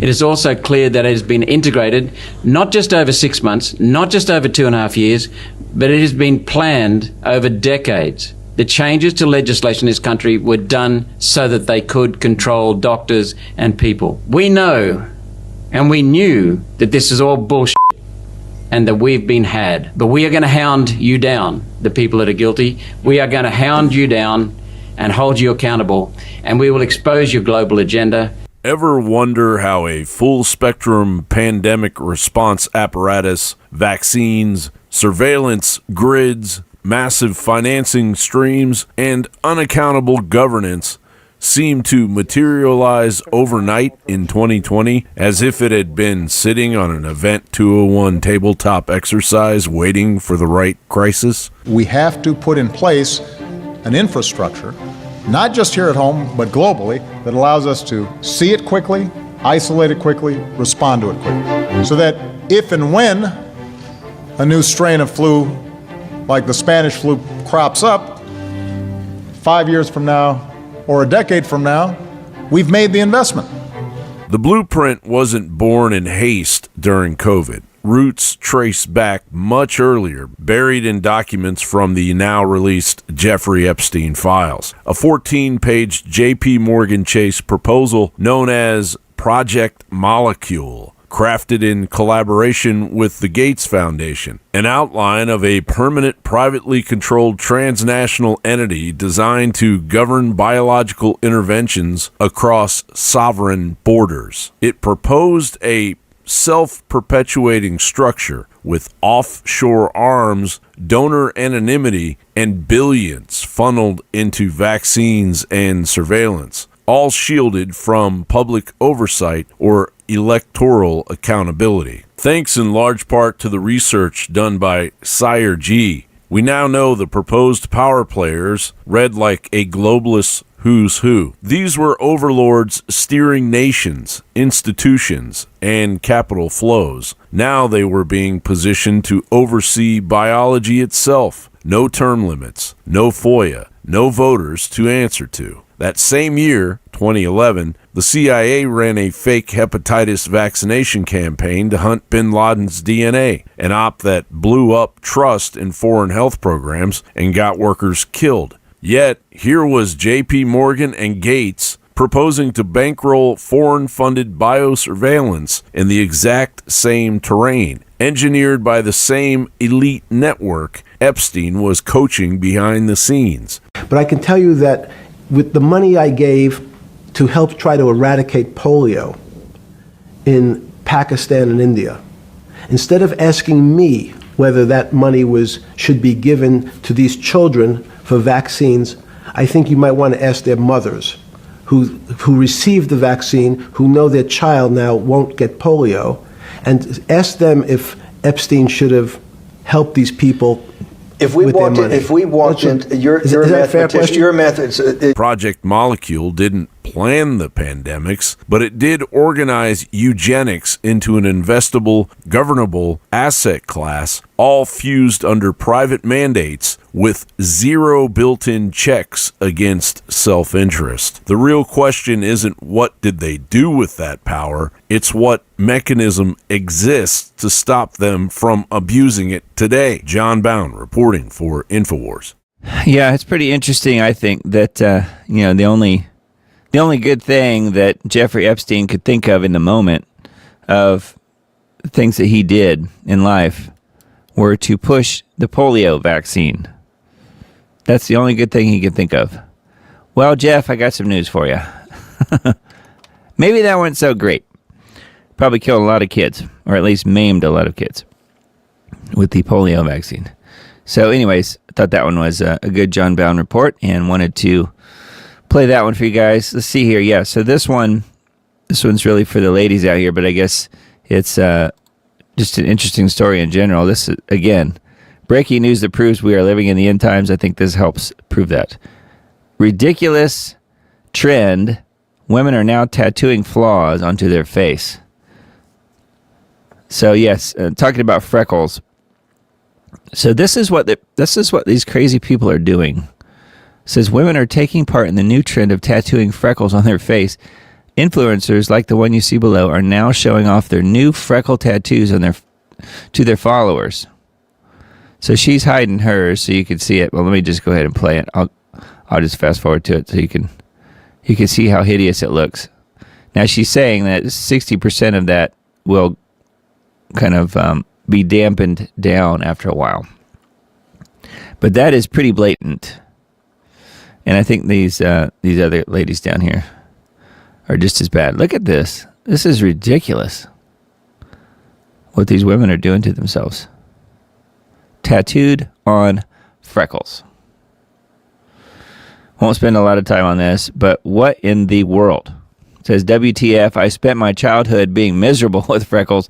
Now people are wanting them. What's next? Tattooing wrinkles? Maybe. It says, I spent my childhood rubbing lemon juice on my face thanks to Jan Brady from the Brady Bunch to try and get rid of them. She is going to regret getting these tats. Yeah, so I don't know. Any freckle-faced people out there? What do you think about this? I never really had freckles, so I can't really answer that, but I do think that is a very disturbing new trend. Wanted to pass that along. I didn't know if you'd seen people with fake freckles before, but now you know what to look for. Okay, and this one, yeah, this is actually a two-parter. I'll mention the other part near the end of the show, but kind of goes with this first part. War was visited upon these people. A play about the October 7th massacre in Israel is coming to Washington, D.C., a play. I don't think it's a musical. I don't think they're singing and dancing, but it says after his first interview, survivor of October 7th terror attack, playwright, we'll just say Phelim McAleer says he knew that he had to write a play telling the true story of that day, the true story. In other words, the true story as reported by the globalist media and the Israeli media, the true story, you know. Following performances in New York City, the play October 7 will be performed at the Kennedy Center in D.C. on the 28th of January. So that already happened, I guess. Just realized this is like a movie, a bad movie, and I knew after the first interview we had an amazing story, he said. He and his wife reside in L.A. but are originally from Ireland. They happened to be in Europe when Hamas terrorist attack on Israel on October 7th, 2023, when that happened, killing 1,200 people and taking another 251 people hostage in Gaza. So this is the guy right here. And this is the playwright. So he had to write a play about this, October 7th, 2023. So yes, 1,200 people were killed, and the IDF was responsible for a huge percentage of that number. Did Hamas kill people? Yes. Of course they did. But a lot of it was friendly fire. They were literally told in the helicopters, shoot anything that moves. When it came to the people running from the various gunfire at the music concert, the outdoor music concert and stuff. So yes, they're doing a play called October 7th. Yep. And there you go. I guess this is the broken Star of David here is the logo for it. So anyway, yeah, and part 2 of this we'll come back to that in just a few. I've got a separate article on that. And yeah, it has to do with October 8th, getting past the October 7th date. All right, and then let's see. Epstein Files, this is huge. This is an X post. Now, undoubtedly, you guys have probably heard about this or seen it, but this is really the full story, and I wanted to get it on the record. So let me just start at the beginning. It says, this is huge. This is part of the Epstein Files and what's come out. The individual who anonymously posted on 4chan the morning of Epstein's death, so he wasn't dead yet, August 10th, 2019, claiming he witnessed weird happenings at the prison before Epstein's death, has been identified in the Epstein Files. Roberto Grijalva, an officer at the Metropolitan Correctional Center, the MCC, in New York, has been identified as the anonymous prison employee who posted on 4chan claiming Epstein left his cell Friday evening shackled in a medical wheelchair while at the same time an unauthorized trip van arrived at the prison, which he believes took Epstein away the night before news broke of his death. The day after Epstein's death, U.S. Attorney Jeffrey Berman of the SDNY opened a grand jury proceeding and subpoenaed 4chan, Apple, AT&T, and Citibank for records aiming to uncover Grijalva's identity following the anonymous post on 4chan. Grijalva's name is not redacted on his bank records, included in the SDNY subpoena response from Citibank for his 4chan post and ties to the same prison officer, Roberto Grijalva, whose statements were released as part of the prison's investigation into Epstein's death. This is huge. We now have validation. The 4chan post from 8/10/19 is a legitimate eyewitness account from an MCC prison officer. MCC, again, meaning Metropolitan Correctional Center, where Epstein was. It's a legitimate eyewitness account from an MCC prison officer that Epstein may have been switched out before the news broke of his alleged suicide. So that is kind of the backstory here. Here's the actual post. And here are the different pictures that goes with this. Now, again, this is posted on 8/10/19 from an anonymous person, again, on 4chan. Not saying anything after this. Please do not try to dox me. But last night, after 04:15 count, they took him medical in a wheelchair, front, cuffed, but not one triage nurse says they spoke to him. Next thing we know, a trip van shows up, question mark. We do not do releases on the weekends unless a judge orders it. Next thing we know, he's put in a single-man cell and hangs himself. Here's the thing. The trip van did not sign in, and we did not record the plate number, and a guy in a green dress military outfit was in the back of the van, according to the tower guy who let him through the gate. You guys, I am shaken right now, but I think they switched him out. This was posted before Epstein killed himself. And here's the post here. This is one of the Epstein released documents here. It mentions anonymous and then this post that we just read where he says they switched him out, right? So again, this is from the newly released Epstein files. This is dated 8/14/19. So just a few days after it happened. Roberto Grijalva. And this is his signature and information. Also, this was released with the recent Epstein files. United States Government Memorandum, MCC, Grijalva, subject, past information from the SHU, Special Housing Unit.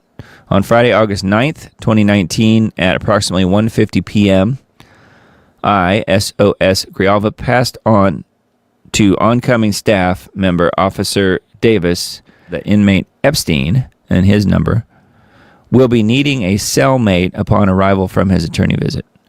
So this proves that Grijalva worked for the MCC. This is a United States government memorandum. And then there's the guy's information here.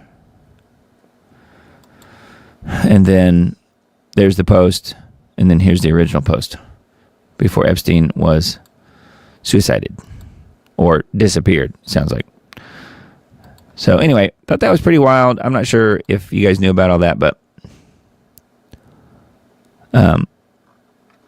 further information on this post, and I thought that was certainly worth mentioning. And then along those lines, it says, this is very true. A lot of people are speculating that Epstein is still alive. But in order for that to be true, the person doing the autopsy would need to be Jewish. The head of the DOJ would need to be Jewish. The head of the prison systems would need to be Jewish. The person in charge of investigating Epstein would need to be Jewish. His brother, his Jewish brother, and the funeral home where he was taken to, would also need to be for Jews. Epstein would access to a country, he would need access to a country that would not share information with the U.S., like Israel. Fortunately, they are all Jews in this. So those specific and necessary positions would all need to be Jewish, and just so happens they were. So yes, just keep on speculating. And then I wanted to show this just because a friend of mine mentioned that they hadn't seen this picture before. This is a picture that was taken right after Epstein killed himself, and this was taken from some young boys were running a drone. They were out at sea, and they were running a drone over Epstein Island, and this picture was taken of him looking straight up. And who does that look like? Looks like somebody who is just visiting with his maybe employee here on the four-wheeler. I don't know. Sure looks like him to me. Thought that was very interesting. And that is not an AI picture. That one has been around for a long time. All right, I did listen to this earlier today. What you need to know about the Epstein file dump. Says I did the research, so you don't have to, but man, do I need a shower. This is very sick, and he gets into some of the more twisted details of this, although it's not but just over 30 minutes long podcast that's embedded here, and it's just an audio only one. It says, look, it's Monday morning, and I know exactly why you're here. You spent the weekend watching the internet lose its collective mind over 3.5 million pages of Epstein documents, which, by the way, I've heard there's another a couple million more coming. So I don't know if that's going to be released or not. I don't know. So now you need someone to make sense of all the chaos. That's what we do here at Insight to Insight, the broad spectrum open source intelligence analysis for people who want the truth without the spin. Here's what you need to know about the Epstein file dump, just the facts. So this is a Substack I've mentioned before, Insight to Insight. So anyway, many of these details are being talked about out there. I won't bother going into any of this, but I will link to this in my Substack post, but it can be found on just Substack in general, Insight to Insight. You got to spell it right, though. So you might want to make sure that you're on the diamonddisk.substack.com list so that you will get the URL sent to your inbox. So it was really good information, and I felt like it did a good summation of what the whole release was about. And I thought this was neat. This is coming out. This is on New York Post, of all places. Resurfaced 3,300-year-old Egyptian document hints at biblical giants being real. It hints at it. But they don't believe the Bible. They just believe this other stuff. Historians are scratching their heads at a resurfaced Egyptian scroll held by the British Museum that might support the claim that biblical giants were in fact real. Genesis chapter 6 of the Bible is about God's response to a widespread human wickedness and corruptness, which was supposedly caused by the Nephilim, powerful beings that were the sons of fallen angels and human women. It was the sons who were described as giant beings and referred to as men of renown that caused widespread chaos, which prompted God to cleanse the earth by destroying the creatures under the sky with floodwaters. Amen. That's exactly what happened. Fast forward to now, Anastasi, Anastasi I, or 1, I'm not sure which, a 3,300-year-old document has been in the British Museum since 1839 and has reignited the interest of the Associates for Biblical Research, a religious organization in Pennsylvania, has historians and researchers believing that these men of renowned giants may have actually been real. Well, they could have just asked me that. I could have told them. To connect the dots, that Anastasi I, or 1, is proof beyond what is said in the Bible. See, the Bible's just not enough for them. Is that giants existed. Numbers 13:33, a verse from the Old Testament, also hints at Israelites coming across these large figures. Quote, and there we saw the giants, the sons of Anak, which come of the giants, and we were in our own sight as grasshoppers, and so we were in their sight.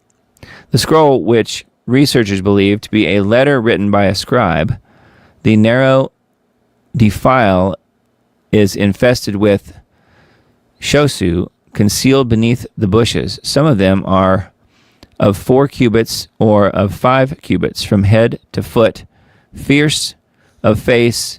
Their heart is not mild, and they hearken not to coaxing. 4 or 5 cubits translates to a figure close to 8 feet tall. So, according to Steve Quayle, which is a guy that I really respect and have read some of his books, the giants that were post-flood were shorter. They were smaller. And this one, these are being talked about as being 8 feet tall. So that's the small ones, guys. The pre-flood giants were 20, 30 feet tall, some of them.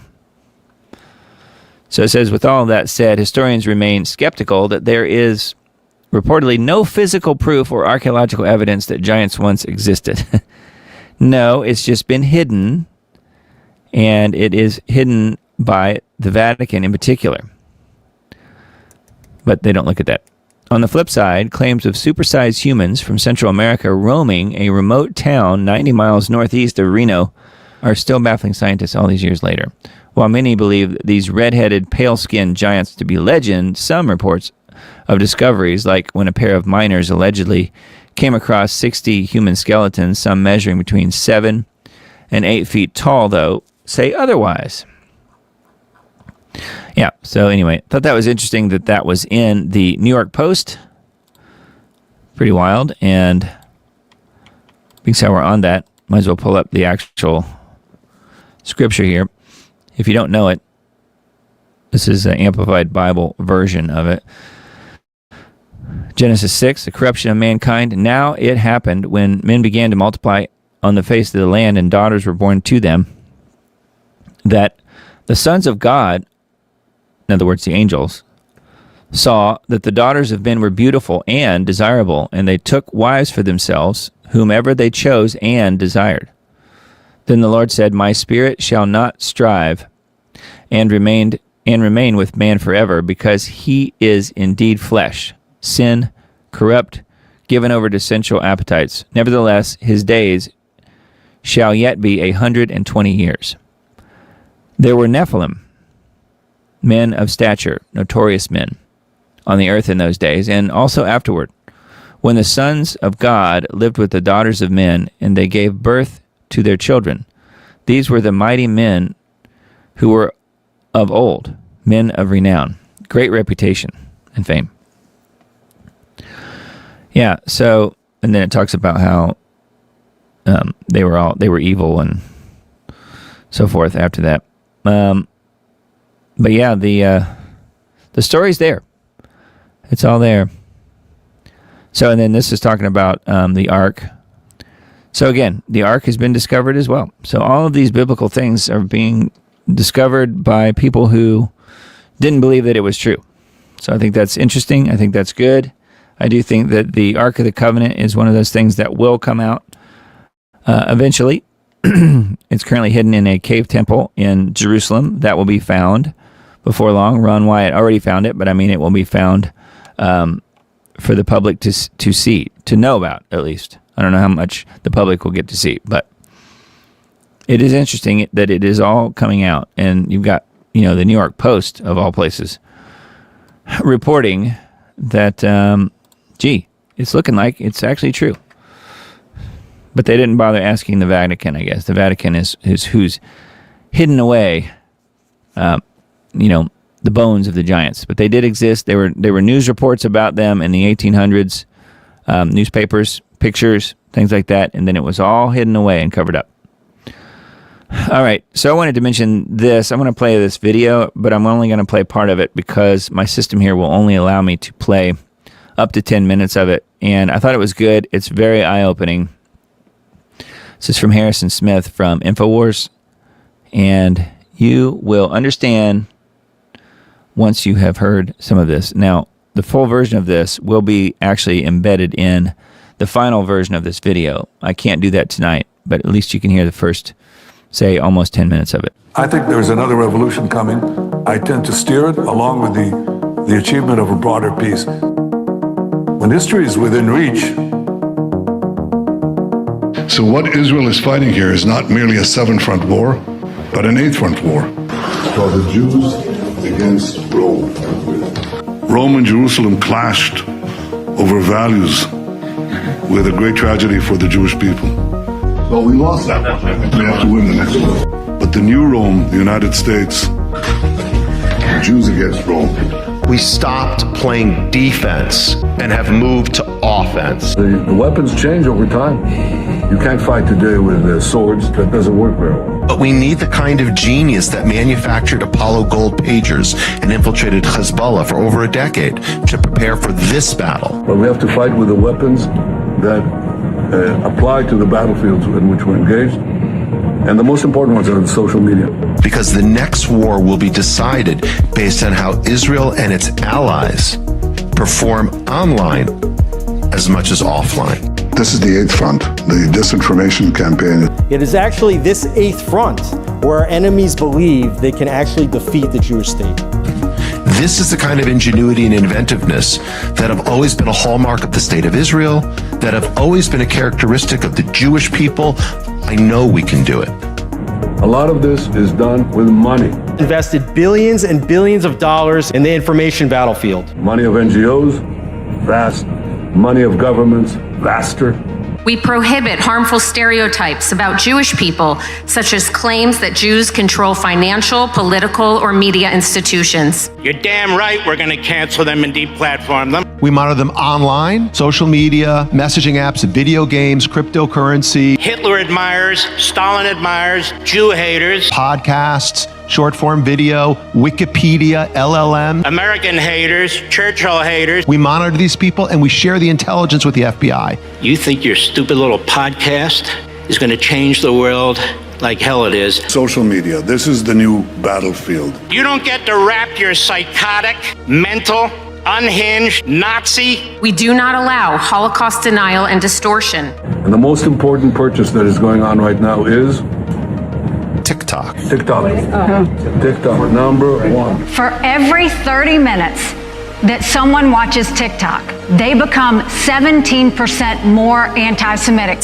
So you have TikTok just smashing our young people's brains all day long with video of carnage in Gaza. We really have a TikTok problem. Because anything that we try to say to them, they are hearing it through this wall of carnage, and I sound obscene. Anti-Zionism is just Jew hatred. We made a change. We updated our policies to designate the use of the term Zionist to recognize that the term Zionist as a proxy for a protected attribute can be used as a proxy for Jews and Israelis as hate speech. Why can't Israel be doing some sort of, counterintelligence? Right now, the ADL is co-writing Sunday school curriculum. Information warfare like this. It's building the technology to train the LLMs more effectively. Like psychological operations in America. As part of a robust framework to combat anti-Semitism, we have industry-leading policies designed with the safety of the Jewish community in mind. You're right, we control the media. So what are you going to do about it?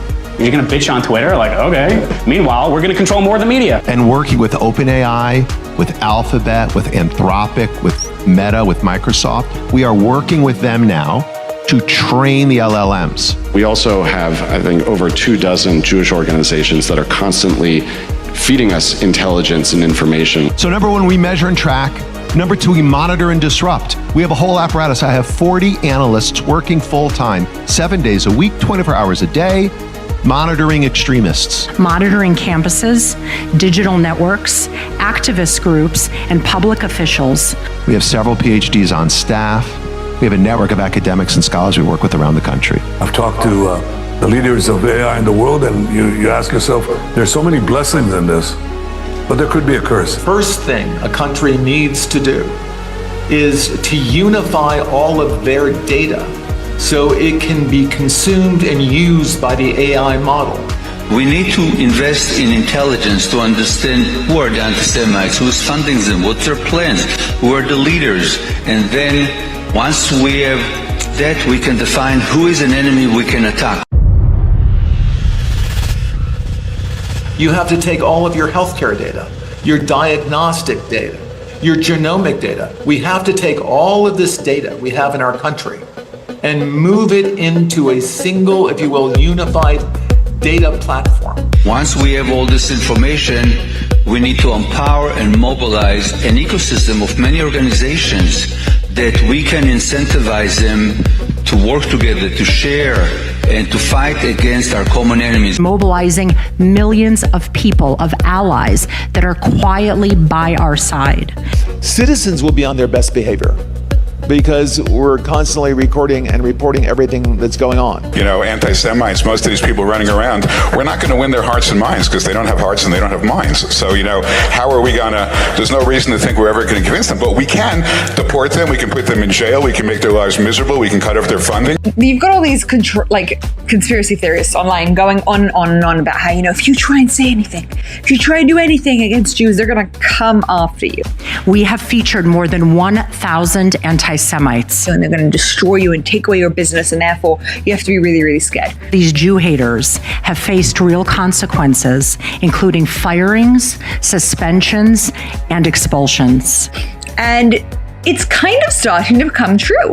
We will shine a light on you that will follow you for the rest of your life. When you look for a job, when you look for a spouse, when you look for a nanny, when you look for anything. And I love that. I love it. We remove hate speech against Zionists when these harmful stereotypes about Jews are invoked.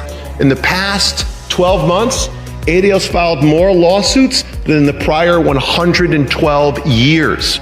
Over the weekend, I received concerning news that I was being sued for $5 million. Vicious, communist, racist, Jew-hating, Israel-bashing monster. Defendant frequently posts anti-Israel rhetoric accusing Israel of controlling the United States and its politicians. We at the ZOA will fight these dangerous and monstrous lies with all of our hearts and souls. No appeasement, no conciliation, only a war against this racist hatred of the Jewish people. When there is a war, it doesn't matter who your enemy is. You need to destroy their offspring to prevent them from creating more offspring. What you try to do is you want to corral your victim, but in fact, your countries are the victim. So you dehumanize a group of people in human society, and you prepare them for the kill, for the butchery. A government can do in 2 months more than any organization can do in its lifetime. The J7 is comprised of the 7 largest diaspora communities.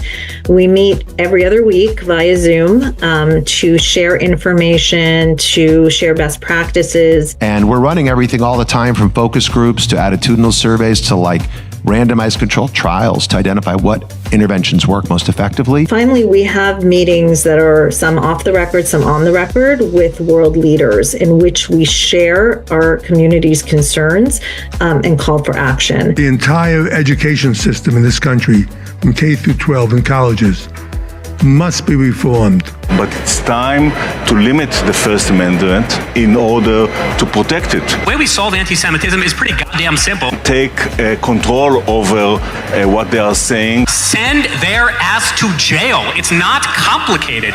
And quickly before it's too late. We're monitoring political Islamists and Christian nationalists, all of them. And then we train. We're the largest trainer of law enforcement in America, extremism hate. We train 20,000 officers every year. Try that again. We're here because of the comments made online about the Jewish community. We deeply value our partnership with law enforcement. We've been working with them literally since the FBI was founded in the 1930s. Okay, so is that your account?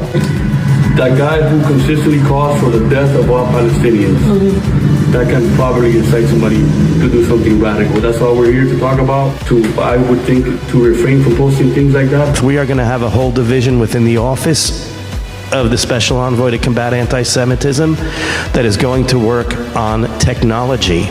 We must take all of our technological expertise and all of our available resources to develop methods to launch and win a significant counter-information campaign. The products of our technical capacities and sometimes technical and intelligence genius, and we're happy to do it. The office is going to be revamped entirely to be one of the highest profile offices in the State Department. Because it's not working. Too many young people have never heard of the Holocaust. The only solution right now is for the governments to decide that all the Jews are a protected minority. That means that the government will be obliged to provide the security. Upgrades to security. Jewish community shouldn't have to be paying for it. We have to pay for our own armed guards? Are you serious? To fund the institutions, culture, and that everybody in Europe will learn about the Jewish contribution and why they should cherish Jewish presence. All your synagogues, all your shuls, all paid for. Everything that you need is paid for. I, for one, as a Jewish leader, will no longer talk about anti-Semitism in isolation from Israel. It's what we want immediately. If you ask any Jew, what do you want? What do you want? No more protests. No more protests. I'm not an anti-Semite. I just don't like the government of Bibi Netanyahu. No, you're a Jew hater. Would a group be banned if it accuses Israel of genocide or apartheid? If those criteria are satisfied, then that is the case. Any candidate running for a seat in this building, whether for Congress or Senate, we will target them as they target us. Accordingly, we will start a fund to help their opponents. Beginning already in Q1, hedge funds get set up in Israel so we can become another capital of finance. I'll argue we will beat London within a short decade as the second capital of finance. It's going to be New York as a gateway to America, Hong Kong a gateway to China, Dubai a gateway to Southeast Asia, and Israel is a gateway to other parts of the world. So we heard earlier about a mission, a goal to bring 1 million immigrants to Israel.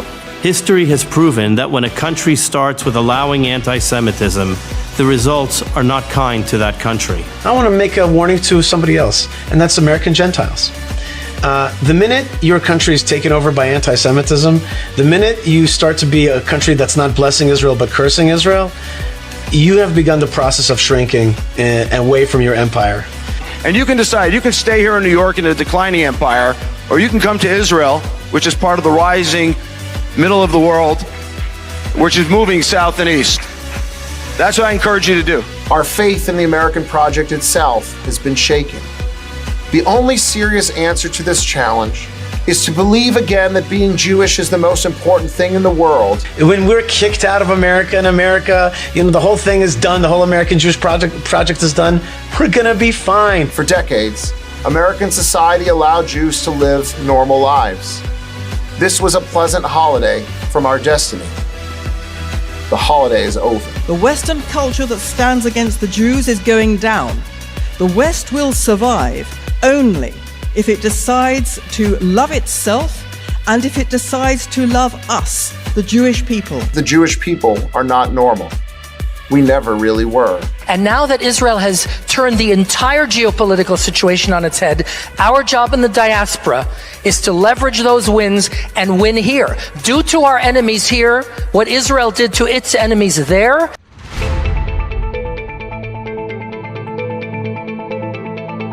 And to the world, I say this: history will not remember those who merely denounced hatred in polite language. History will remember those who acted. This is a small bunch of wannabe Nazis. That's what they are. Anti-Semitism is pure evil. If we have to hunt you down the way they hunted down Nazis for decades, we will find your identities. We will find you. We will achieve justice. I think we're at the cusp of a new age, because I think that we will achieve the expansion of peace. I think that we are at a new age because I think that the possibilities of technology, with their risks, especially in AI, but with their positive benefits, are enormous in every field. I mean, from agriculture to health to transportation and I think that we are together. We can lead this and become not a secondary power, but a primary power.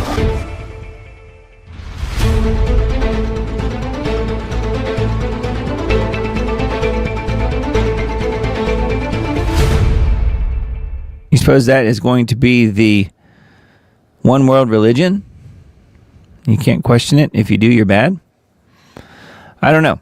I thought that was really well done, and I had some good comments there in chat, and yeah, I completely agree. Harrison did a really great job on that. He says, I might get killed for posting this, but the least you could do is watch it. Now, we watched almost 10 minutes of it, and the full version is 1440, so we'll post this in the final version of the show, so be on the lookout for that probably tomorrow, hopefully tomorrow at some point. Could be Tuesday, depending on my schedule and how quickly I can get it turned around, but yeah, that was really well done, and that kind of sums things up, I think, brilliantly, and really shows you what we're up against as far as free speech versus, what the ADL and Netanyahu and everybody else has planned for us. So you can see that it is coming to an end very, very soon, if they have their way, which I think they probably will. They bought and own all of the politicians, pretty much, except for just a couple.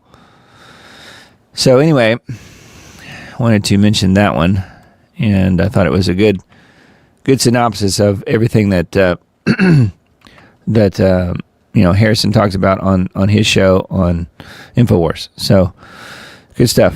Now, this is an article that I mentioned a little bit earlier, and so this is the full article.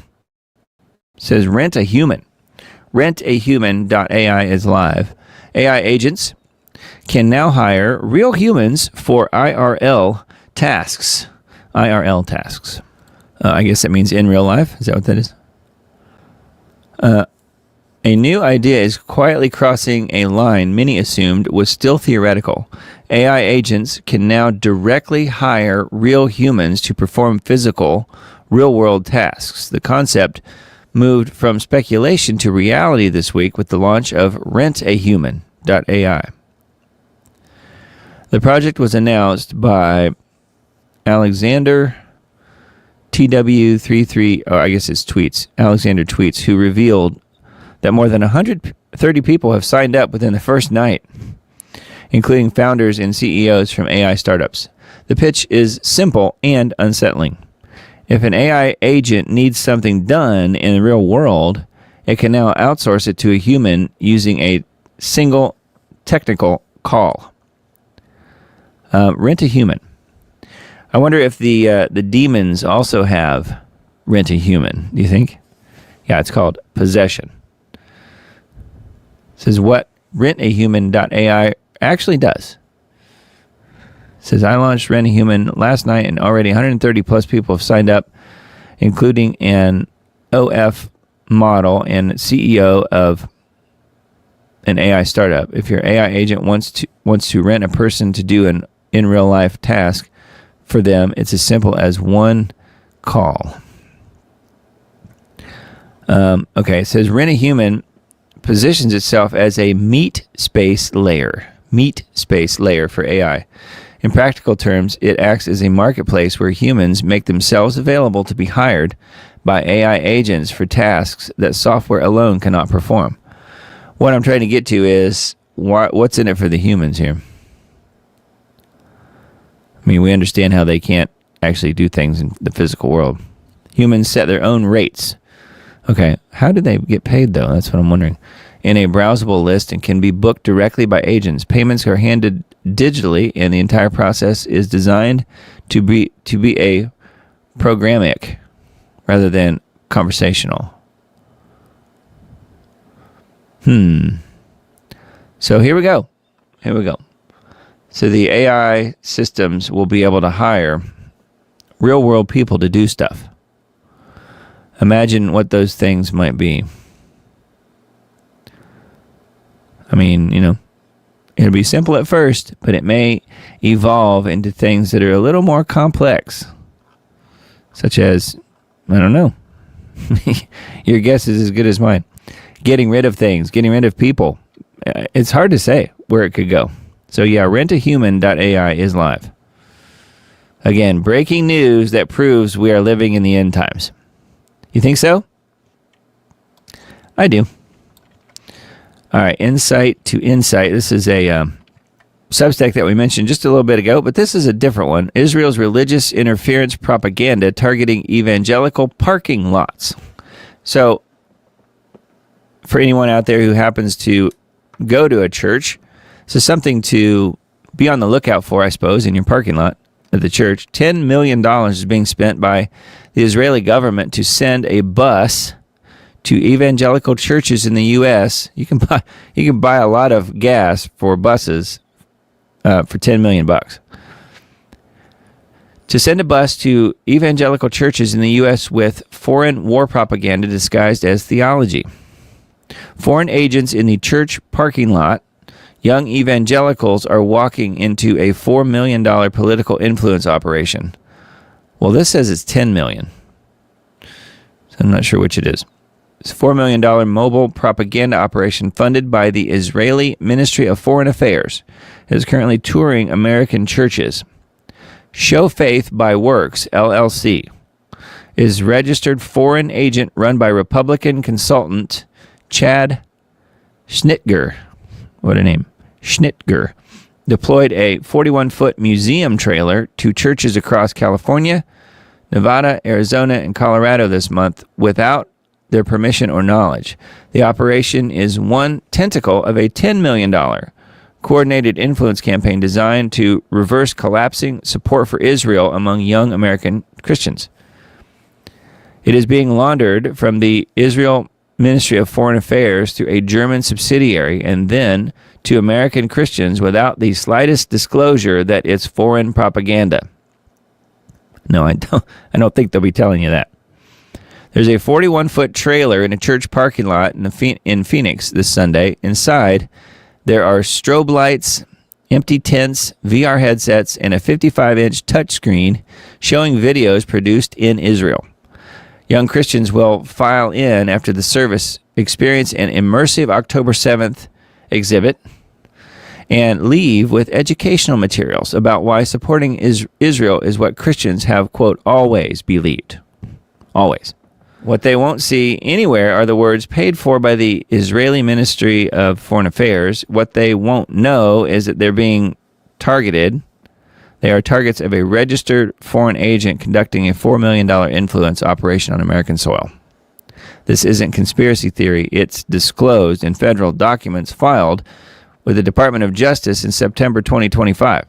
The operator is a Republican political consultant named Chad Schnitger. His boss is the Israeli government. His mission is to reverse declining support for Israel among Christians under 30 who don't remember 9/11. So anyway, there's further information here if you want it. So watch out for the, especially in the West, I guess, watch out for these Israeli Foreign Ministry buses in parking lots of churches. Evangelical churches, though. And then here is a 30-minute podcast embedded, reading, I guess, probably reading much of what I just read there, but it goes further. So feel free to have a look at that if you guys are interested, but I just wanted to put that one on your radar, too. A couple natural news articles. Plastic Surgeons Group opposes gender transition surgeries for minors. So it's about time, right? And it's interesting that it's plastic surgeons that step up front first. Plastic surgeons. American Society of Plastic Surgeons, the ASPS, just announced it opposes breast removal and other gender transitional surgeries for minors, citing insufficient evidence of benefit.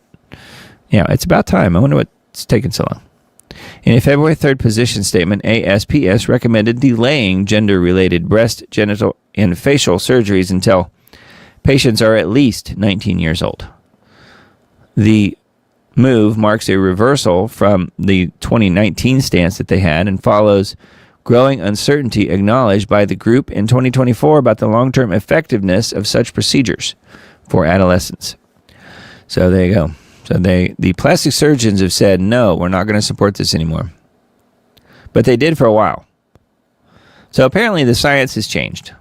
Or maybe it's just that people realize if you're born either male or female, you're going to be that no matter what you do. It's in your DNA. Ain't nothing you can do about it. NIH's East Palestine office, or Palestine, too little too late after systemic failure. Introduction, a bureaucratic response to a catastrophic neglect. In early February 26, the National Institutes of Health announced an opening of a permanent research office in East Palestine, Ohio. I think it's East Palestine is the way they pronounce it, but I'm not sure. Dedicated to studying the long-term health effects of the 2023 Norfolk Southern train derailment. So that's already been 3 years. The 5-year, $10 million initiative launched under the Trump administration's Department of Health and Human Services pledges to assess the community's health outcomes stemming from the toxic chemical release. This gesture arrives 3 years after the disaster and after residents have endured prolonged exposure without substantive federal guidance on holistic healing or natural detoxification. The office symbolizes a classic bureaucratic maneuver, a delayed top-down intervention that fails to address the immediate life-saving needs of a community betrayed by the very institutions meant to protect them. While the NIH finally directs resources to the area, the question remains, is this a genuine effort to heal or merely a political facade designed to obscure years of systemic failure and active suppression of natural health solutions? Yeah, it might be a little more of that last thing. The derailment, chemical exposure without proper guidance, natural medicine suppression in crisis response, the NIH's track record protecting pharma over people, A community betrayed, self-reliance amid institutional failure. In conclusion, true healing requires decentralized solutions.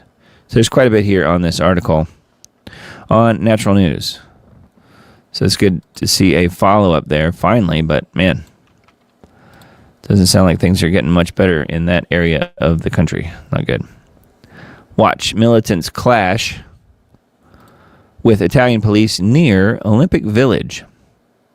Environmental and economic protesters clashed with police near the Olympic Village in Milan, northern Italy, following the opening ceremony of the Winter Olympics. On Saturday, around 10,000 people marched to denounce what they called the unsustainable Olympics.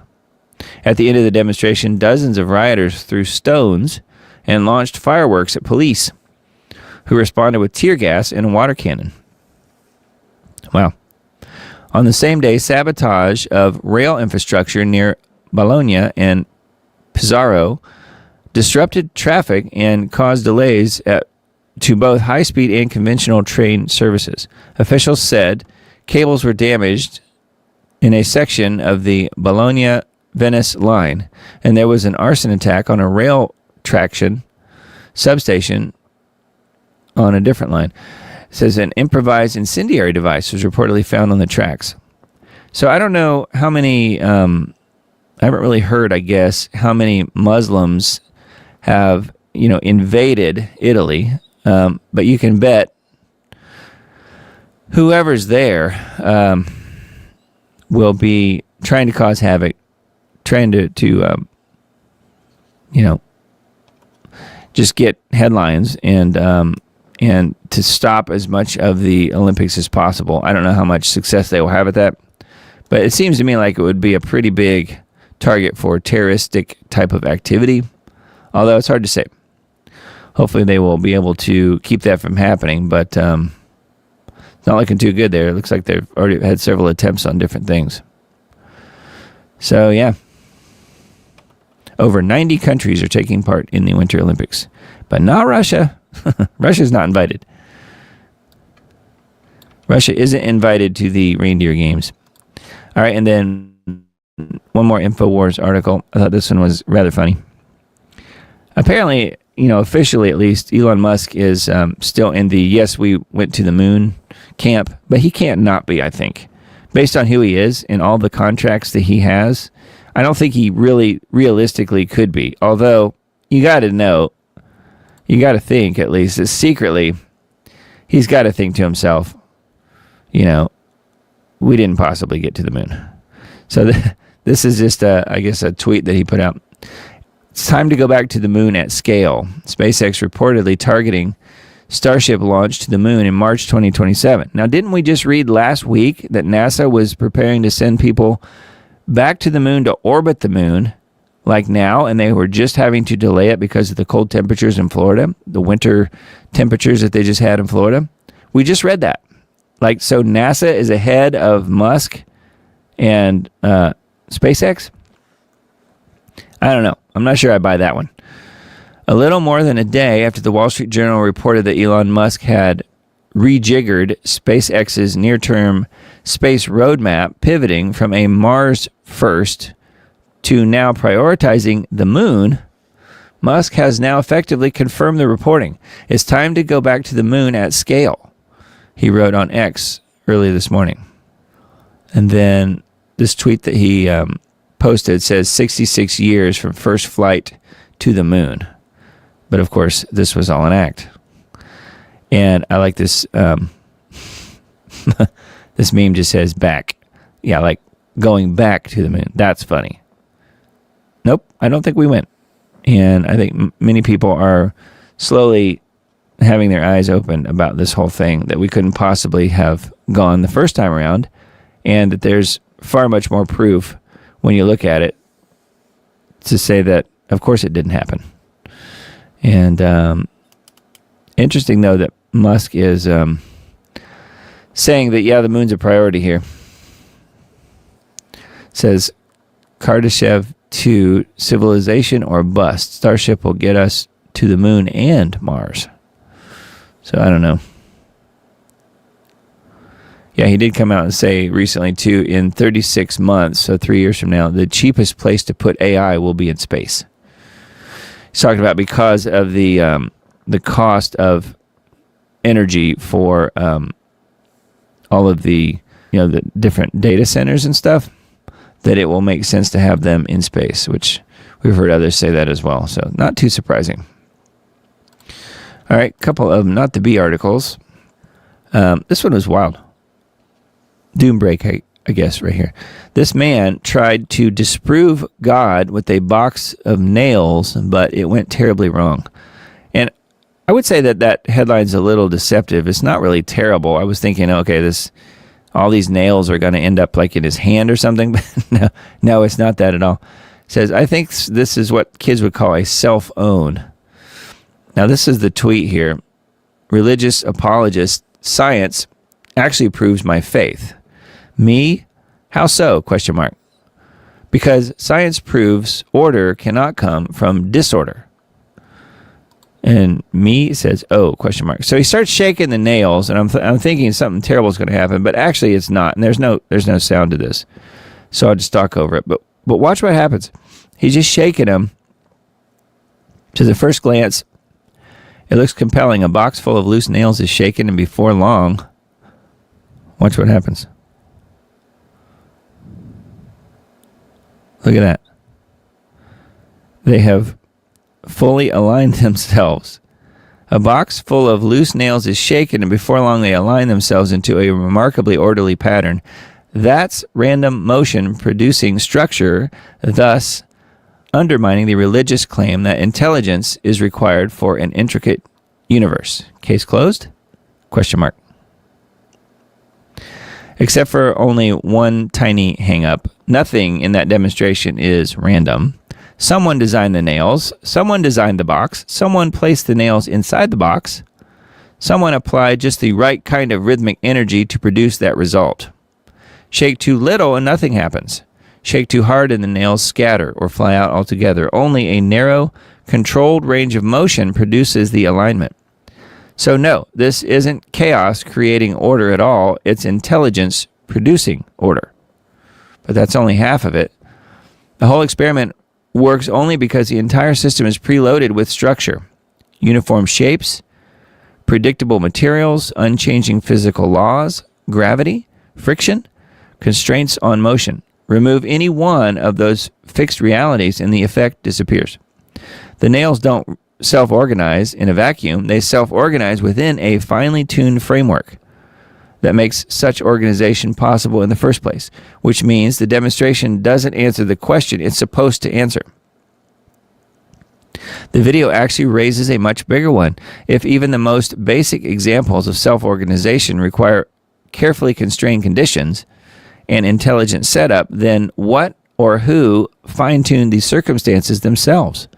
Christians have never argued that the universe is unintelligible or hostile to inquiry, quite the opposite. Christianity insists that the universe can be studied precisely because it comes from a mind, precisely because it reflects reliable order, purpose, and rationality.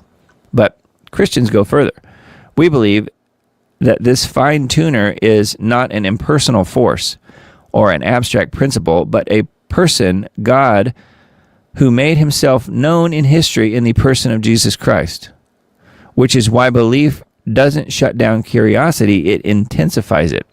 If God is infinite, then his brilliance is inexhaustible, and if he is personal, then knowing him isn't the end of questions, it's the beginning of an eternity full of deeper and better ones.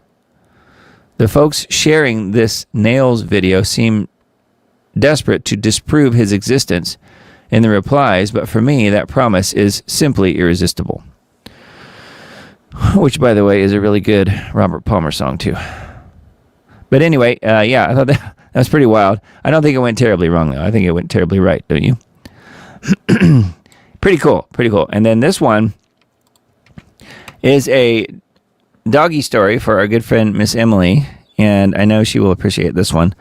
I don't have the sound queued up for this, but I will play the video, and you can still see what happens. Watch. Greenland sled dog borrows one of the AP's cameras and presses record for your enjoyment. So the AP was reporting from Greenland when one of their $700 360-degree cameras went missing. And where did it end up? So what I'm going to show you here, let me mute this. I'll show you the video. You can see that they're in Greenland. They've got these dogs kind of jumping around. And she's explaining that the camera that they had, not that one, but the camera that they had, I guess just sitting out in the open, maybe on a stand, but I don't think it was. It went missing, and they realized that it was one of the dogs that took the camera. So we'll get to the footage here in just a second. You can see that they were sled dogs. There's the camera, and you can see the chew marks on it, on the front there. So the dog obviously thought it was a toy. Here's the footage. This is the dog chewing on the camera. So the visual is coming from the dog's perspective, from its mouth, essentially. And he decides to take the camera. Remember, he hits record somehow during all this thing. He takes the camera over here and hides it right here. He hides it so that no one can find it, I guess, right away. And then he brings it out later. Isn't that wild? Good boy. The $700 camera became a very expensive chew toy for a cheeky sled dog in Greenland, prompting a nighttime search by journalists from the AP. After the crew recovered the camera, they discovered that the dog had taken it and had also hit record. So yeah, the dog's a filmmaker. That makes sense. Yeah, it's possible that the dog was trying to return the camera to the AP's rightful owner, Donald Trump. That's funny. Anyway, thought that was kind of neat. Cute story. And the camera was not harmed in the making of that video. Well, actually, it kind of was. You saw the chew marks on it. But it still worked. So it must have been made pretty well. GeoWatch for this week, February 7th, which was yesterday. What's behind the weird weather that's dominated 2026? New York Times wants to know. Millions of Americans on alert as dangerous cold sweeps East Coast. What's up with this big freeze? Some scientists see climate change. No, the constant freak flash freezes are not a result of climate change. They are a core objective of the climate engineering onslaught in chemical ice nucleation operations. Flora and fauna that have somehow survived so far are being decimated by the worsening winter weather warfare in targeted regions. How much more can they endure? And then we have the latest installment of Global Alert News embedded here on the page. It's also available on Mr. Dane's Rumble and BitChute channels and Twitter. It's on X as well. So it's in all of those places, and would make sense to listen to that if you haven't already. So feel free to take a look. Let me hit refresh here. The pictures. There's the pictures. Chemical Cloud is what this one's called. Yeah, so another good installment of Global Alert News.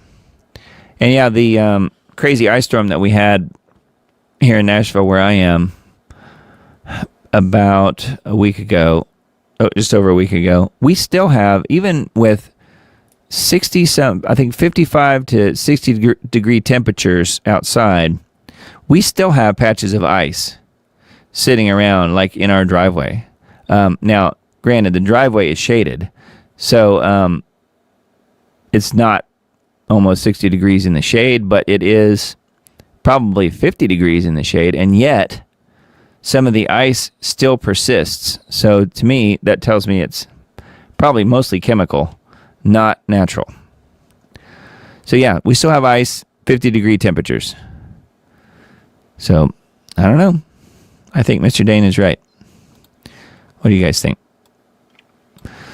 6 to 10 day outlook. Okay, let's look at this one. This is the scheduled weather. It looks like this is the post artificial cool down warm up that we always get.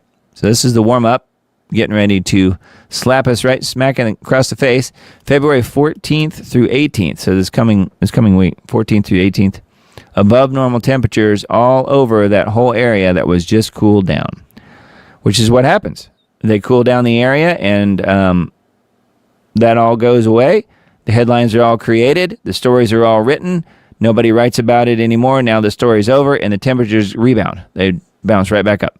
And that's what we're about to see starting February 14th, which I think that's Valentine's Day, right? So starting Valentine's Day through the 18th, it will be warmer than normal pretty much everywhere. And guess who gets the cold now? It's out west. So California, looks like mostly California, Oregon, with below normal temperatures. And then also Alaska a little bit. So the geoengineering planes have focused back toward the west, at least for a little while. So that is the scheduled weather. And it's pretty easy to predict, really, at this point. That's what happens. It keeps happening over and over and over. And here is the climate reanalyzer. We have, let's see, starting from basically now, well, tomorrow, we will be, where I am, 13 degrees above normal. So we're back to the warm-up. That's for the next 1 to 3 days. 4 to 6 days will be about 6 degrees above normal, where I am. And about a week from now will be 11 degrees above normal. So it's about to stay warm. Again, this is the temperature rebound after the chemical ice nucleation artificial cool downs that they do. It always rebounds back because they can't control it forever. They can cool things down. Short-term toxic cool downs. That's what Mr. Dane calls it. He's exactly right. So now we're going to have some warm temperatures coming up. And guess what? They're going to do it all again. As soon as, I don't know, the warm-up is kind of passed, they will start probably at any point when the temperatures start returning to what they used to consider normal, they'll bring in the cool again. And they'll do it all over again. So keep an eye on your skies. Feel free to let me know in chat whatever's going on in your skies. I mean, I saw lots of spraying right before we had that huge ice storm around here. Climate and Economy, February 7th roundup of climate news. Looking to see if there's anything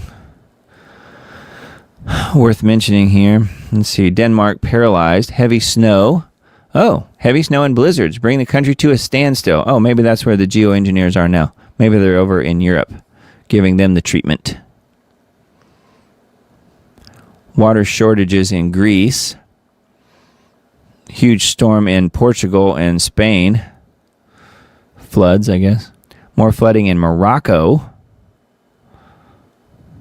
Droughts in Kenya. And Yemen. So the geoengineers are continuing all of their important work. I'm saying that jokingly, of course. Yeah, so there's quite a bit here on climateandeconomy.com is where this is. Now, let's see. Got 3 more articles for tonight. This one is the first from Israel 365 News. This is something that I mentioned months ago when this happened. Now, this guy, I think I did not really a special report, but an extended section on a Diamond Report Live months ago when this came out. This guy that we're seeing here is Adam King, who is pretty well-known YouTuber. Red heifer ashes used in purification ritual, claims activist. Now, again, this is Israel 365 News, not an official source, but it is, they definitely stick with the official narrative for sure. Wouldn't want to go against that. And they're definitely pro everything that Israel puts out. It says the arrival of 5 red heifers in Israel intended to perform the biblical ritual of purification marked a major milestone in return of the temple service. Controversy erupted when one of the red cows was burned in what some rabbinic authorities claimed was a practice event. Yeah, that was in July last year, by the way.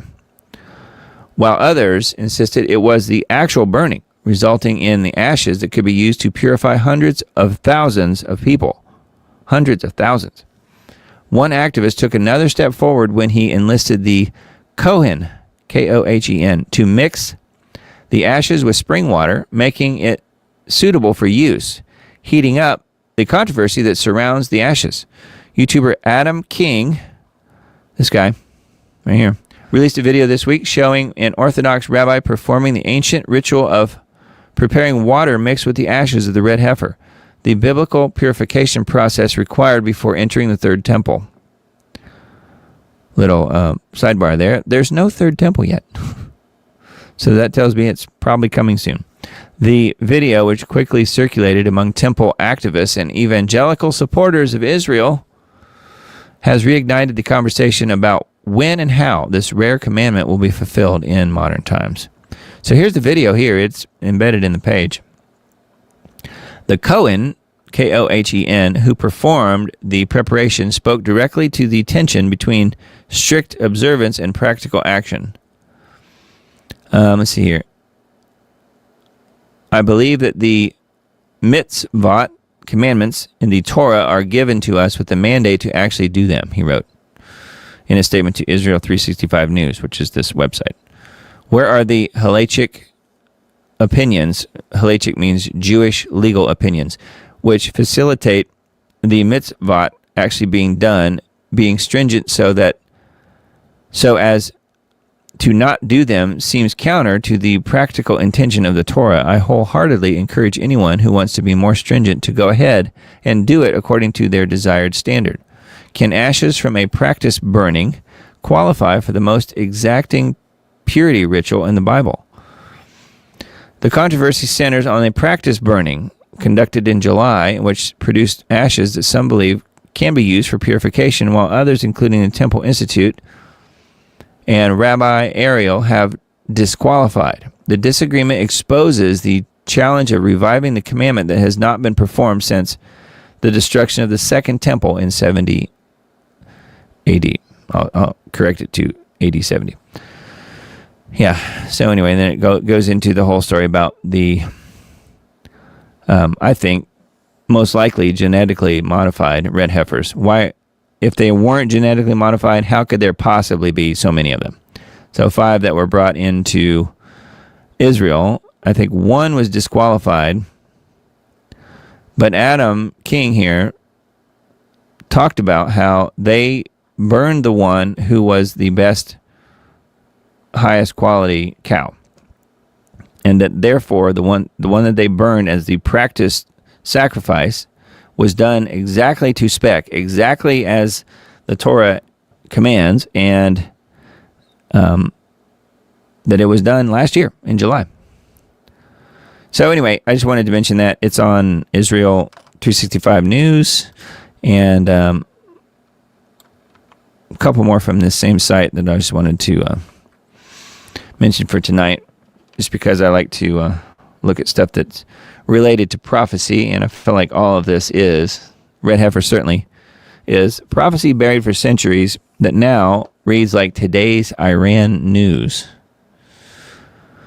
On Sunday in Tiberias, Rabbi Schneider, a close student of Rabbi Kook, K-O-O-K, interesting name, a mystic with a large following, entered his home carrying a photocopy taken from Kli Paz, a Kabbalistic commentary on the book of Isaiah written nearly 5 centuries ago, known as the Baal, B-A-A-L, Hakemim. Rabbi Kook was so impressed by what he read that he immediately urged their publication, saying they could awaken thousands of Jews who strengthen their faith. Sounds to me like something from the Talmud. Could be wrong, but that's what it sounds like. Says the verse states, for Hashem has a sacrifice in Botzra and a great slaughter in the land of Edom. Isaiah 34:6. So this is talking about how this whole deal with Iran is, the way it's unfolding, is fitting into, I guess, Scripture. So that is the second article that I pulled up. And then this one about October 7th. So this was what they're calling October 8th ally. The need to be an October 8th ally. It's finally October 8th, quote unquote, has flooded my social media in recent weeks by this person who wrote this article. We can finally start healing.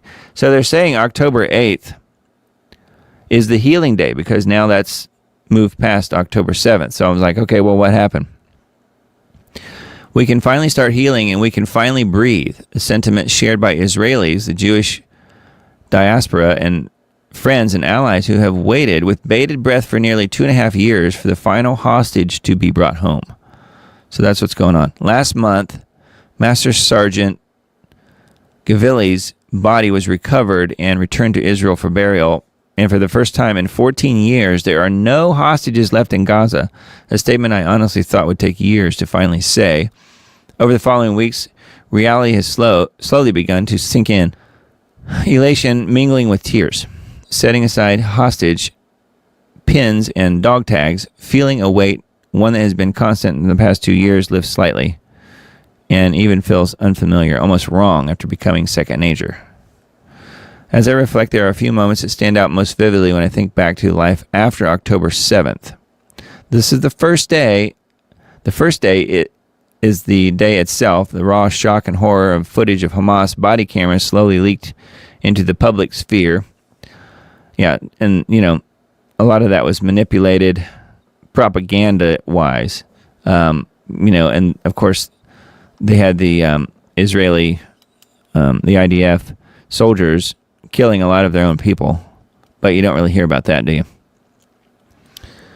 So I'm looking to see what is else is associated with October 8th. Talking about, remembering what happened on the 7th. A final memory almost exactly a year later, it carried a very different tone. On October 8th, 2005, Passages alumni, alongside young Christians and members of the Jewish community, gathered to hear from the survivor of the Nova Festival massacre. I think they mean October 8th, 2025. It says 2005 here. Survivor of the Nova Festival massacre. Whispers rippled through the crowd as word spread that a new deal, tentative but hopeful, had been announced. A ceasefire and the return of remaining living hostages. Tears of joy were shed throughout the evening. Together we listened and bore witness to a survivor and the horrors of October 7th, and alongside that pain emerged a fragile but unmistakable sense of hope. So they're saying that October 8th is the new hope. Looking to see what else they say about the 8th. I guess that was all. So this has been a term coined by the Jewish community for the reaction to the October 7th massacre, but more profoundly, the anti-Semitism tsunami that followed. October 8th Jews refers to a phenomenon of Jews who experienced a profound reawakening of their Jewish identity and connection to Israel. We must be October 8th allies, where these last over 2 years have profoundly reawakened us and our mission to be allies of the Jewish people in the state of Israel. October 8th allies. October 8th Jews. And it's the referring to the phenomenon of Jews who experience a profound reawakening of their Jewish identity and connection to Israel. Well, the reason all of that was important to me, the reason it caught my attention, is that my birthday is on October 8th.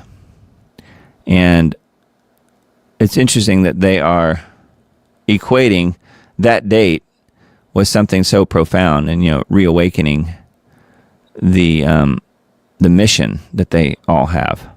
So that's why it caught my attention, was simply because it's also my birthday. So weird, huh? An October 8th ally. Very strange. All right, well, anyway, I guess that was the end of the articles that I had pulled up for you guys tonight. So let's take a look at the comments and see what you guys are saying. I was just telling someone about Pizzagate today. A lot of people who aren't truthers have no clue what it's about. Yeah, I think you're right on that, Miss Susan. Oh yeah, Miss Emily, we were talking about the biolab that was found. Instantly think bioterrorism. Yep. Yeah, that's not good. And the one in California as well. Rightfully so, it's become such a dystopian world. Truth is stranger than fiction. Makes me wonder how many more across the U.S. I know, there are probably a bunch of them. Okay, Susan says, Doug, do you know if the powers that be still meet at Bohemian Grove every year? AJ exposed that years ago. I haven't heard much about it lately. Yeah, it's not really, it's not something that's talked about that much. Yes, they are still meeting there. There was a group of youngsters. By youngsters, I mean early 20s, early kids in their early 20s, who did infiltrate Bohemian Grove again. I think it was either during 2025 or 2024. And they did it to see what they could come up with. I don't know if they were wearing cameras and stuff. They might have been, cameras and mics and stuff, because they're considerably smaller back now versus back when AJ did it. They were surprised on what they heard. I did hear an interview after the fact with some of these kids that talked about what they experienced. They were the hired help. They were a hired help for the event. So like they were servers and stuff like that, taking people their drinks and things like that. That's how they got in there. So yes, they are still meeting, and of course it's always very hush hush. But it is something that, from what I understand, just happened in the last year or two when these kids were there. So I don't know. I'm not sure what time of year they meet, but obviously it's California, so it could be anytime. Let's see here. What else we have? Yep, attack on the food supply. Yep, that's what we were talking about earlier with the the glyphosate and dicambra and stuff. Did quick research on it, sold in various products for lawn care. Okay. Yeah, that was the herbicide that I mentioned earlier. I'm pretty sure it's Spam Burger. Yep. That's what we call her around here anyway. Bad Bunny, who the heck is that? Oh, exactly.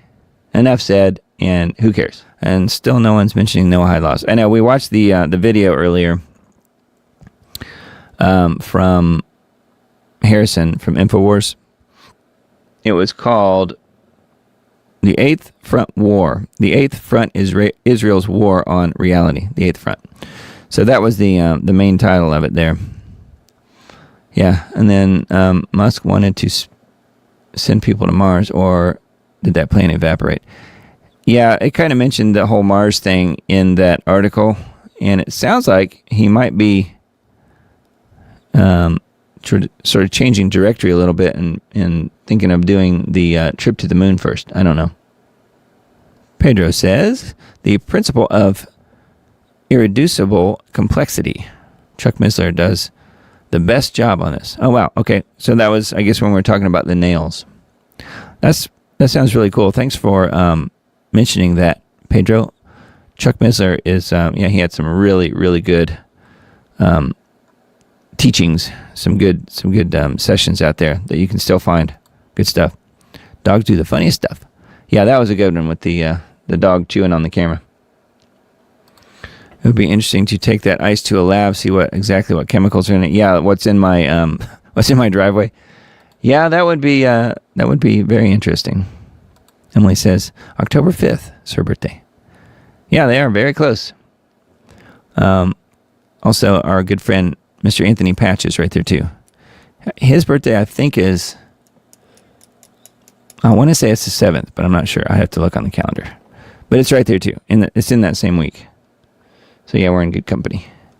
So anyway, thank you guys for being here tonight. I think we're pretty much there. I think we reached the end. We are near the end of the broadcast. It is 11:50 p.m. So let's see what the next broadcast would be. Theoretically, next Sunday, the 15th. So let me give you a little heads up. There is a really good chance I will be traveling next Sunday and won't be able to do the show. I hate to say it. October 5th. Okay, there you go. There you go. Yeah, so same day as yours. So anyway, all that to say, programming update. I may not be here next week, but I will be fine. We were planning on a short trip to go visit a college. My daughter is going to be going to college in the fall, and this particular school, which I don't want to mention, is one she's really interested in going to. So we are probably going to be doing that trip to that college, I would imagine, next Sunday, Monday, somewhere in there. So there's a really good chance the Diamond Report Live will not be live next week. So I will say that up front, and my apologies to you guys for that. If I can squeeze in another one after that, like in the middle of the week, I will. That's not always easy to do, but I may be able to. So we'll see. If I can make it work, I will. And I will certainly let you guys know out on the Substack. I'll send it on the Substack. If you don't get the normal Substack email, that means that indeed I'm out of town. So anyway, just a little update there, a little programming note. I may be traveling next Sunday, and if I'm not, I will be here. I will be here on the Diamond Report. We can do it again next week. Otherwise, it will be the 22nd. Just looking at the calendar here. It will be the 22nd at the worst. So it'll be 2 weeks from today at the worst. If possible, though, I will try and do a show one night next week if I'm not around on Sunday. So hopefully that works for you guys. And, you know, doing it on a different night of the week, you can certainly get a little bit different crowd. Not that you guys aren't great. Of course you are. But I'm just saying, sometimes you can reach some new people by doing a different night of the week. So I may shoot for that and then just see what happens. And but I'll let you guys know. Again, if you're on the Substack list, which is what you're seeing here on your screen, make sure you're subscribed to that list. That's the best way to stay in touch. And then I also post it in, I don't really put it on Band, I guess. I probably should, but I do put it on my Facebook page usually too. So if you happen to be on there. So anyways, hope you guys have a blessed week and hope it's a good one. And we will do it again next week. Again, the Diamond Report is breaking news that proves we are living in the end times. I still think that that is the case, and I will continue using that new little sub-headline, subtext, and to me that really works. I really feel like that's what we're doing here in connecting it to the End Times Dates series that I put out several years back. So anyway, blessings to you all. Hope you have a wonderful week, and keep Jesus front and center in your life. Things are changing fast, and I feel like I say that every week, and they continue to change fast. So we'll watch one more video on the way out. This is a funny one. This is a really good one, and I will play this. It's actually a music video. It's a song. It's called Taxes to Pedophiles, as in we're paying taxes to pedophiles. That's the name of the song.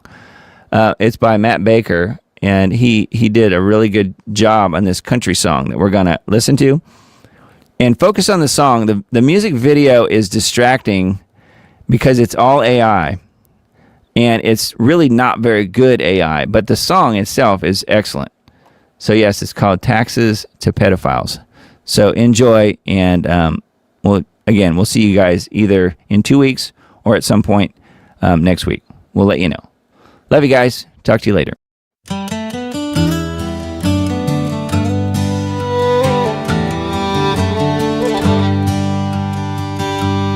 Out on the edge of the Milky Way's arm, there's a hard-working man working hard on his farm. The so-called stars, how they play their games. There's a dark little secret that's calling their names. Epstein's Island, hidden away from our view, where the powerful gather, doing what they do.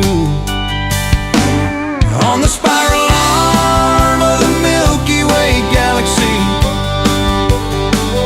there's a parasite sucking the blood of humanity. No one knows when it started, but it's sure been a while. Out in deep space, paying taxes to pedophiles. Government means to control the mind, but we've lost ours now, and we're sure in a bind. Pay it no mind, just keep on the grind. Working man's blues, paying taxes to pedophiles. From the ranches of New Mexico to the halls of the crown, the web's spinning wider, pulling us down. The truckers on the highway, the miners in the hole, paying for the parties where they sell off their souls. So here's to the fathers, the sons and the kin, breaking their backs just to let the crooks win. Epstein's gone quiet, but the story ain't done. The Lolita's still flying under the sun. Prince and the Pauper, Savile's dark grin, cloning at Zorro, where the nightmare begins. The working man wonders as he stares at the sky why his hard-earned dollars help the monsters get by. On the spiral arm of the Milky Way galaxy,